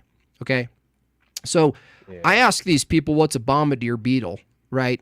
And they go, oh, I think I know what you're talking about. I go, so the process, you have to assume that there was this form of a beetle that didn't have any of these gases, first of all, any of these chemicals. And they go, yeah, I guess so. Well, can they tell me through evolution, this broad term, how a beetle produces compatible compartments of explosive gases? Where are they getting these? Where are they gathering and producing? Does the sac happen first and then they fill it? Did they fill it with a bunch of benign things and then one day it wasn't benign? Like, what's so happening here? A question I would have there then would be, how would the sac have even been like planted? Because like the theory should be then, right? Like this developed over time. Like one didn't just spawn and then have a sphincter muscle. It makes it worse. Cylinders. I would believe it more likely. I would believe it if that happened. If it was spontaneous and was like, holy shit. The over time is actually, from my view, it's not in their favor, right? Because time doesn't mean effective. Time doesn't mean something becomes effective. This is the misconception. So I would ask the same question. If it happened over time, are you saying that there was a wide variety of of the same beetle that kept producing the wrong version? And if it did, obviously it was fit enough to survive, even having a misfire, right? So then you go, yeah, just enough time. It keeps trying all of these, by the way, randomly. It had to be random that one sac developed with one chemical, and as random that the other sac developed a different chemical, but just so happens that the combination of the chemical, by the way, which requires a valve. So what are we talking about? Is there a valve that precedes the sac for no reason?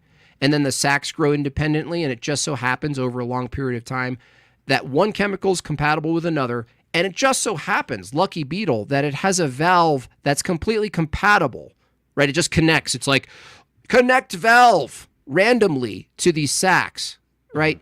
When I ask them this step-by-step, the replay, we watch sports and go, let's go to the replay. What's happened? I don't watch sports, but I'm following. There's no replay. There's no replay. They just say, well, it obviously happened because it's here. And no, that's begging the question.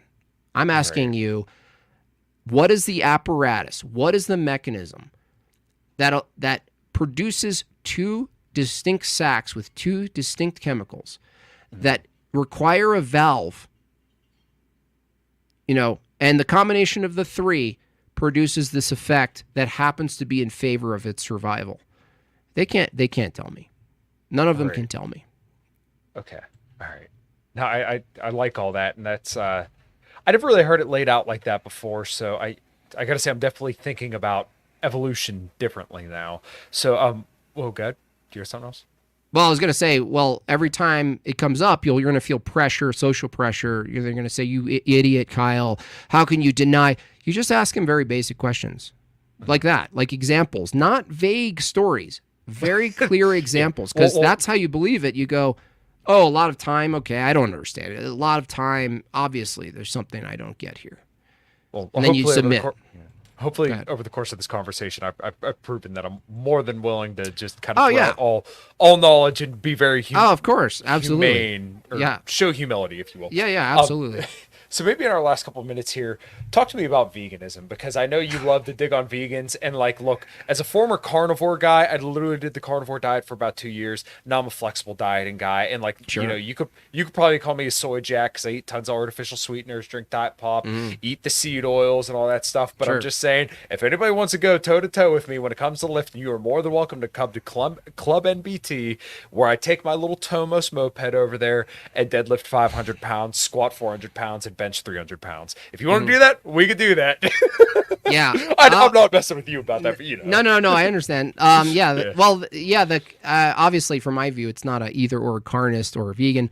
From my view, you could actually participate in a vegan lifestyle diet, if you will, without the moral claims and still be consistent. Even as a Christian, that you can. There are monks that eat vegan diet, but it's the reasoning that they eat a vegan diet that differs from the sort of revolutionary vegan we see today, which takes on this sort of animal equal to human to some extent approach, that they have rights and these kind of things. That's funny when the vegan tells me the animals have rights. I tell them humans don't even have rights, and they're like, what? So veganism is just bankrupt. At least the moral foundation of it, right? It always leads to bear jail. This is a meme that's developed from debates I've done. The bear, I ask if the bear is violating the rights of the prey, the rabbit, the fish, and ultimately the vegan has to say yes. And then I say, would you be okay us jailing the bear if it's violating rights? If they're consistent, they say yes. If they try to do a loophole and say, well, the bear has to be itself. It's not blamed, right? It's not culpable because it's just a bear. And then I say, how would you distinguish a human just from being a human then if the majority of the world eats both vegetable and meat, and that the vegan percent is about 1% still today? So aren't we, from their view, just fulfilling our natural role in being a meat eater, or a combination, or neither? And that's when I ask them this distinction between a human and an animal, which is ironically their argument. I don't know if anyone's ever done the name the trait on you, because you're a carnist, so I'm assuming you had some vegan. Yeah, former. So they do this thing like, what's absent in an animal that's present in a human such that justifies you eating it? And, you try to get tricked into like, we're smarter. Well, no, I would just say we're a human.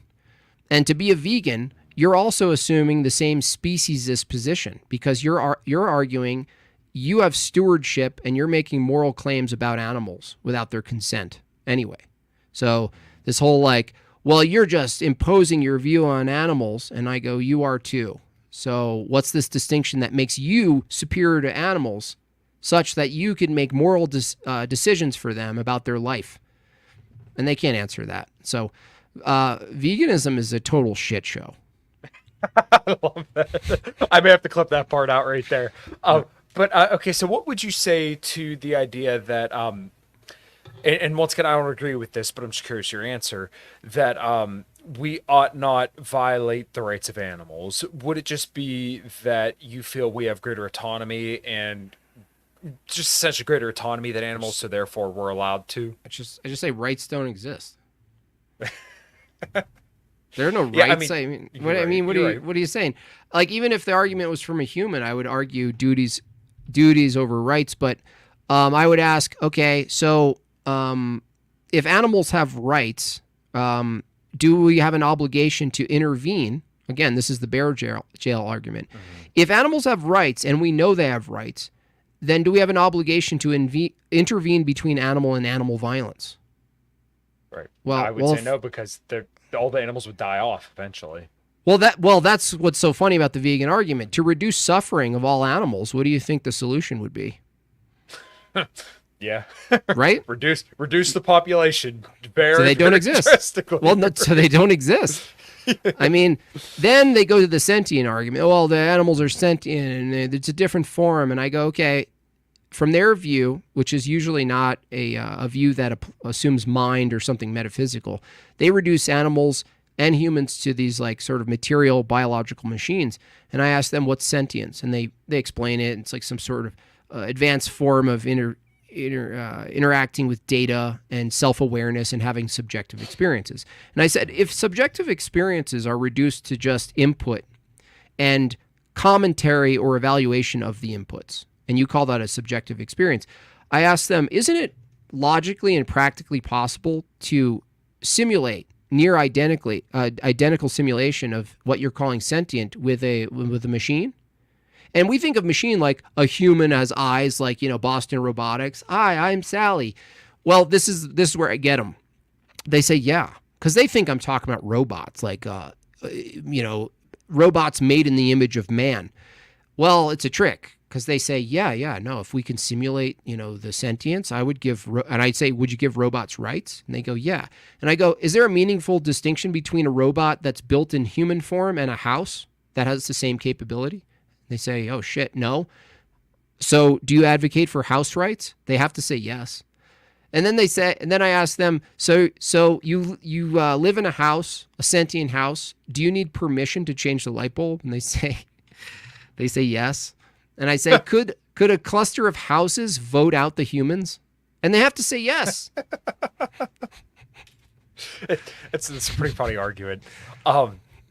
So it's interesting because as vehicles get more and more advanced, I work for Buick, GMC, and Cadillac, so I've went to school for all the hybrids. You would have to make a lot of funny arguments because the vehicles now are getting so advanced now that essentially they borderline have autonomy. And I don't think we're going to get to the point where, like, people are completely out of vehicles just because the reliability you wouldn't have somebody to pin the blame on in the situation of an accident.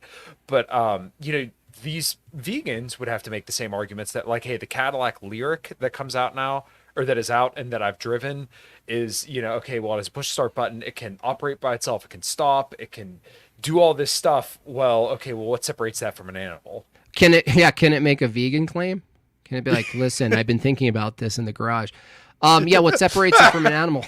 Yeah, well, this is an interesting little line that's hard to, I guess, traverse in a sense, is that a Christian view still applies something metaphysical to an animal that's not equivalent to a human soul, but animated like God's creature is animated, right? But it's not like mind. It's not, for instance, a vegan might say, well, the animal clearly doesn't like that. That's why it's biting you. And I ask them, well, how do you distinguish between a reaction, a reactivity to stimuli, and conscious evaluation of thought? And they just kind of assume it. They go, well, obviously it doesn't like it. I have to assume that it doesn't like it. And I go, let's take an animal. Let's take a rattlesnake as my favorite example. If you grab a rattlesnake from the back and it's irritable, a vegan might say, well, it didn't like that, so it was justified in biting you, right? You say, oh, okay, that's a decent way to describe it. You're assuming a little bit like a rattlesnake has preferences. Like a thought about the experience. I don't like this. Like it has language to think about it. Well, I would reject that, and they would say, well, on what basis could you reject that? And I said, take a rattlesnake, grab it, test that it bites you, put on some leather or whatever. Okay. Take a headless rattlesnake and do the same thing. And it just so happens that a headless rattlesnake tries to bite you without a head. That means that it's demonstrable that the reflex is actually dominant and not the thinking. Whereas a human, we can overcome our preferences and our desires and our thoughts. Now, there are things like hitting your knee, right? Go to the doctor and they hit their knee and your knee flinches. Or there's certain things that we reflex, but we never, I wouldn't say never. There's some times where we're in a dangerous position where it might actually be almost instinctive to, if we're carrying like a 9 on us to just do it. But we'd still need to practice that, right? That's the response might be natural, but the apparatus of having a pistol is not natural. And so, but we still have the capability of not doing it. We can evaluate. And so that's what's in question for animals is like, I always ask the vegan, how do you assume evaluation and how do you make the categorical difference between evaluation, conscious thought, and strict reactivity for animals? Well, for humans, we can do that. You know why? Because let's say we go out and we start hitting some really nasty tequila, right? And I go, Kyle, one more, buddy. And you go, even drunk, you're like, well, no, this isn't a good idea. Like, I'm gonna evaluate this, right? And then the next morning you could say, Jim, I'm so glad I said no to you. You're disgusting. I can't believe you even tried to make me do that. We could reflect on our evaluations. We can even make value judgments about our choices. Oh, that was the right choice. That was wrong. There's no evidence. There's nothing that's evidence that leads us to believe an animal does anything close to this. That has this concept of the past, present, future, and makes it can't abstract decisions. Yeah, or evaluation of the thought itself. That you have a thought, but then we have a thought about the thought. We go, oh, this is a bad thought, you know? So we don't, humans, we can demonstrate. So if someone says, well, how do you know humans are doing that? Well, because we have language to talk about it, right? And if I trust you that you're speaking from your experience, the fact that you can communicate in a simple or complex way to like some sort of evaluation of a thought or an experience. I didn't really like that. You know why? It was weird. The guy was acting weird. This kind of stuff. There's no animal that's talking with another animal or a human. You know, the party was fun, but it was just kind of weird for me. You know, like this human. So the vegan always transposes the human value system. You know, I had one dude sent me this nutty voicemail on Instagram. He's like, dude, this is really simple. Imagine you're a cow and you're in line with your friend cows and you all know you're going to slaughter and you see a human, there's two of them and one's a vegan saying, let's get him out of there. And the other guy is saying, let's turn him into meat. He's like, now which worldview do you think the cow would agree with? And I'm like, dude, you're assuming cows have the human capacity to evaluate philosophy in your hypothetical. There's so much presupposition there. Yeah, totally. Funny. Yeah, so like even in their own worldview, if you are to leave nature as much as possible alone to its own devices, then, I mean, the way that cows get killed in nature by wolves going and eating their organs stomach first, out. Yeah, eating their organs first, like that's a way more painful death than just getting a bolt to the brain and they're dead in less than a second. Like, sure.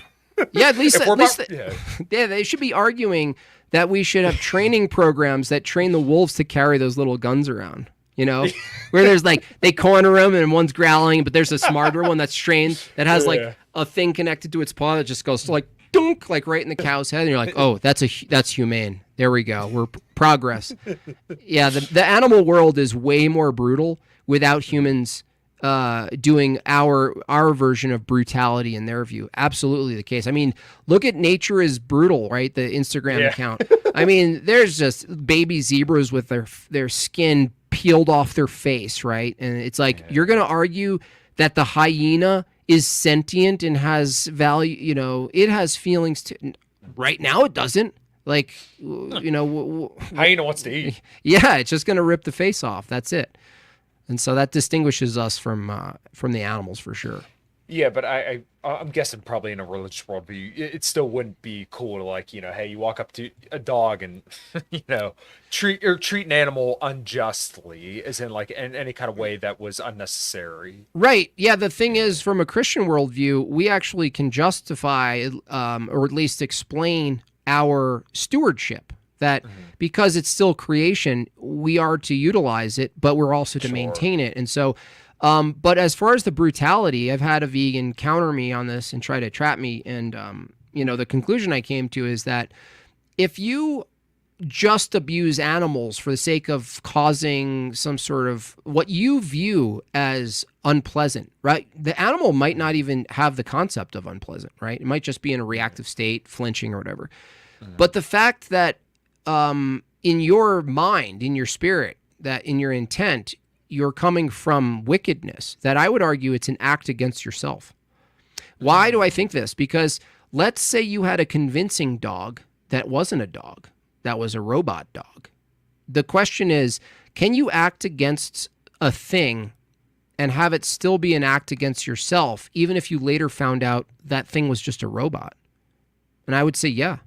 I would say that there's an element of our own mind, spirit, status that we can harm ourselves in a sense, not in a physical way, but in a spiritual way, regardless if the thing we're harming on the outside of us is legit or not.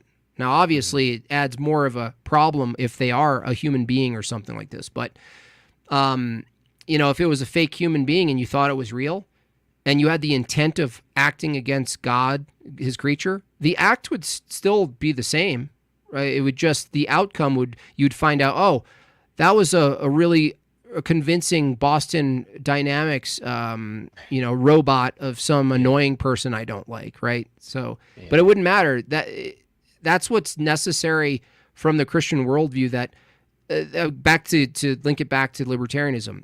The fact that from this view you can act against yourself means that the ethical system cannot be just grounded in don't hurt other people and take their stuff. Why? Well, massive public orgies, if they were legitimate and tented off or whatever, from a libertarian perspective, you're not harming anyone. There's consent, right? You're not taking anyone's stuff. But from a Christian view, you'd say, no, there's things that feel really good, perhaps, and meet all your criteria for pleasure that could be acts against yourself and God. And that's the fundamental difference that gives you a duty-based ethical system versus a pleasure-based ethical system. Yeah, well, I'm sure doing heroin feels really good. But absolutely. The downfall probably isn't that good. Jimbob, you've been very, very generous with your time. I actually wasn't planning on going 2 hours because I didn't want to keep you too long. But no, this was absolutely fantastic. I just like I told Jay last week, I'm probably going to have to listen again because the amount of knowledge and everything that you guys have on just, even though you consider it very cursory knowledge of philosophy and stuff like that, I find it just absolutely very, very admirable and very, very, I don't know. I yearn to have this kind of knowledge. So I just really, really enjoy these kind of conversations. Let my listeners know where they can find you, support you, and all that good stuff. Oh, yeah. Madebyjimbob.com is my website. Made by Jimbob at Instagram. You can search Made by Jimbob at Twitter. And my YouTube channel is Made by Jimbob. So anywhere I can be found that's Made by Jimbob, you'll find me there. Nice. Yeah. And to all my listeners, I really want you guys to go check out some of the mixed bag panels. I found them to be absolutely very, very interesting. I think with the first one I watched was the one either with you and Rollo or you and Austin Peterson, which did get a little contentious. Well, yeah, I know it's the time thing, but from your perspective coming, you're at the surface of it sounds like you're just kind of foot in libertarianism, but you're following all of this splintering contention, right? There's the border problem. It's not like these are new problems for libertarianism, but I find the kind of show to be really interesting. I hope I can get Dave Smith on at some point to represent. I could get a hold of him for you. Yeah, let him talk. Yeah. I would love to throw in a word, tell him it's a great show. It's controlled. It's not too contentious. It's just contentious enough. But I just been watching this and going, wow, there really is, there is these sort of dividing paths, even from the strict libertarian who appeal to the scripture, the philosophy, all of these stuff, and there are these problems because libertarians who believe in the freedom of movement, which ironically would be reduced if all land was owned by private entities. You would have the absolute possibility of absolute restriction of movement. In fact, if every element of land was owned completely private, someone could just say, no, you can't move, you can't go here. That's 2 inches on my border. But the border issue is interesting because a libertarian, if I were to put my libertarian hat on, it would be that if you argue autonomy of the individual, how could you not argue autonomy of the group? If the individual has its own autonomy, and it says, well, you can't violate, you can't, transgress. This is a contour, a boundary, my house, my land, whatever, my body. If there's a group that has an identity, that if you cultivate an identity of a group that then acts as sort of like a larger version of an individual, then I don't see why a libertarian can't argue pro borders from that view. I would say that Dave would probably agree with you, and I would agree with you as well, because the ideal libertarian position, at least in my opinion, and Dave's opinion as well, would be private borders. So therefore, the property that you homestead, that you own, or things amongst that nature, is the property that you control, and you can decide whether people come in and out. Now, when it comes to like the public policy, there's no real libertarian prescription, because in libertarian theory, it's basically, hey, all this stuff should be abolished, the state shouldn't exist. But this is kind of where it gets a little bit murky, and where I blocked all like they call themselves the theory cells, who just absolutely live in theory and refuse to be practical and exist in the world. I'm sorry, I cannot stand these people. And maybe it's because I'm not a well-read libertarian. I'm the first one to admit that too. But like, no, it's because you're actually seeing that in theory, there's no difference between practice and theory, and in practice there is. That's just the fact. Like you can't apply it, just like commies or Marxists. You go, well, what is the practice? And there is no practice. It's just a theory, a description of the reality. And you go, yeah, but how could you look out in the world and say, no, we shouldn't practice that, if your argument is there are no oughts from this descriptive view, right? You're stuck. You can't function in the world. That's what's so fascinating about watching it all unfold. It's almost like, as the anti-libertarian, I don't even need to intervene, because I'm like watching them battle each other on these other things, right? It's just fascinating to watch. So I think Dave would probably agree with you, but basically, like, the theory goes that taxpayers have a greater say on public property because they pay into the system that's being stolen from them. So therefore, if they're being stolen from, then it's preferable that, if the money's being stolen anyways, then the public property should be maintained, and also that closed borders are like vastly way more preferred. Now, you could get, this is a little murky and it's not perfectly libertarian, but also it's not perfectly libertarian to say leave the border open and allow anybody in to consume those resources that they have not contributed towards. So that's why I think it's most soundly libertarian to say that, okay, well, closed borders is the preferred position, because people who don't have a stake in the country and who haven't contributed to a system that isn't ideal but is here nonetheless, they shouldn't derive any benefit from that. Whereas the public property for the constituents of the land, they should get benefit from it because they're paying into it. Like I said, it's not perfectly libertarian, but I think that's the most sound argument you can make. Yeah, I understand where they're coming from, and but then I go, well, for those people you referred to, the theorists are like, cells, we have nothing. We have there's nothing really we're dealing with until public property is abolished or something like this, right? Any of the problems, right? Because I ask them, well, let's say there's a public flasher, and like someone argues from the harm principle that it's not harming anyone. He's just naked and doing things, and or I would argue against that, but or a building, right? A building kind of like a phallic building, right? That midnight shoots stuff into the sky, and it's this big display. If someone goes, this is disgusting, right? And it's like, this is indecent, right? I'm not sure how a libertarian could argue against a public display that people didn't like, but it's on public land, it's on private land. And then it gets into, well, okay, so let's say there's a street that all of the street is owned, right? All of the sides of the street, all of the buildings are owned by private.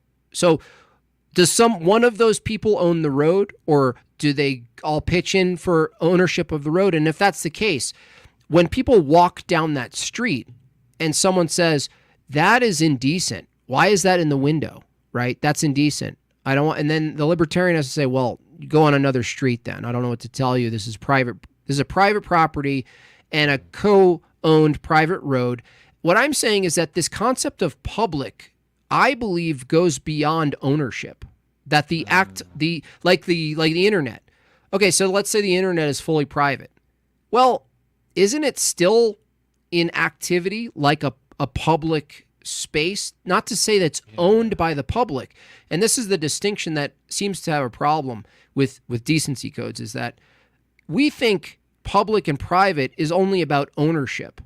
But I believe that public, that you can never get away from this concept of public, even if everything's privatized. That there's still a concept of what we mean by public, and there's still problems of indecency, activity, imagery, whatever these other things are that are hard to navigate. They still exist with people's eyes. And so I think it's a very limited view to reduce things to, well, in the public, they would own it. No one owns it, and that's the problem. If it was private, it would be owned. And then, well, no, you'd still have the problem of people congregating in an area and people behaving in ways that, from a strictly private view, would be almost impossible to navigate to police. It would be impossible. So I always ask the people that question. If there's 20 private companies that own like the fanciest downtown street, right? And there's no public ownership of it all, how would they navigate decency? Indecency. I would think that the only, and I've made this argument for a while now, and this has kind of always been the most complete libertarian case for me, is that you have to have a high trust and a society that values morals and decency in order to have a prosperous libertarian society. Because if you were to have things like that, then it would quickly fall away, because it's not any kind of society you would want to live in. So one of these theory cells made the argument that, and I'm not kidding you, he literally said this, that a homeless person has a right to sleep on the bench because if he slept on the bench, he homesteaded it. I'm not kidding you. Oh my gosh, when somebody made this argument. Wow. Well, does that mean another stronger homesteading, homeless homesteader? Homesteading. The homeless steading. Chad. Yeah. What if he removes him? And it's just all forced. Like the homeless person has a nap sign, right? It's up on the fence, right? He's and napping he's sleeping. on the bench He's napping with the nap sign, yeah. And the guy goes, "I'm more based." He's a blonde with a beard, and he just pulls him off, and he goes, "Homesteading principle." I always actually debated this with people. I wondered, what is it about the homesteading principle that after the fact you declare ownership and you beat everyone to the punch? Why would it be the case that the aggressor should even care if he could just take it from you by force? Well, it certainly wouldn't be the sign. Well, no, aggressor, I don't know if you noticed. I have this beautiful sign. Homestead principle, nap. Like, this is a suggestion. What are you talking about? I want the bench. I'm stronger. I'm a younger homeless person, right? I'm going to sleep better on it. Like all this. It seems to be a problem. That's funny. Like, but at least that person's consistent. Yeah. Homestead principle for the homeless bench. Yeah, I mean, some of these theory cells get so ridiculous, but yeah, man, it's very, very interesting talking to you about all this stuff. I will reach out to Dave and see if I can kind of square that up for you, because I would love to see that conversation. And in every single debate he's done, as long as people are good faith with him, he's very, very willing to engage and very, very good faith back. Yeah, just let him know that it's more of a fun, lighter approach, like dudes having beers. It can get contentious, but that's the point. That it doesn't really. That it's more like fun, lighter. We cover a variety of topics, and he's not going into the lion's den. If there's anything you could communicate to him, is that he's not walking into a dry gulch slap. That's not what I want. So that would be awesome. And thanks for having me on. For those of you following me, watching on my side, close the chat, go over to Kyle's channel. Let's try to get him over 1,000 subs in the next week. That would be great for his channel. And, in the future, we could do more conversations, even if you're the resident, heretic libertarian. Maybe you yourself could jump on Mixed Bag. Yeah, well, I would absolutely love to. And for your people listening, if I'm still streaming over on your side, right. I do lots of red pill content, health content, libertarian content, foreign policy content. If that sounds like it's something you're interested in, I had Jim Sexton on, Ryan Stone. I've had Dave Smith on, Mhm. and pretty much all the guys from the Libertarian Institute. Lots of people in that world, and lots of people in the health world. Mike Israetel, Nice. someone that comes to mind, Sean Baker. Lots of health people. If you scroll through my channel, you'll see lots of great interviews, much like this one here. So, Cool. Jimbob, I really appreciate this. I would love to do a follow up, and I would love to do a mixed bag. And like I said, I'll reach out to Dave for you, and hopefully you guys could set that up because I think it'd be a really, really interesting conversation. Awesome, Kyle. Thanks a lot. If there's nothing else, I'm going to close out on your side and just close up with my own chat. And thanks a lot. I'll be talking to you on Twitter and stuff. Okay. Awesome. Thanks, Jimbob. I appreciate Cool. it, brother. Take bye.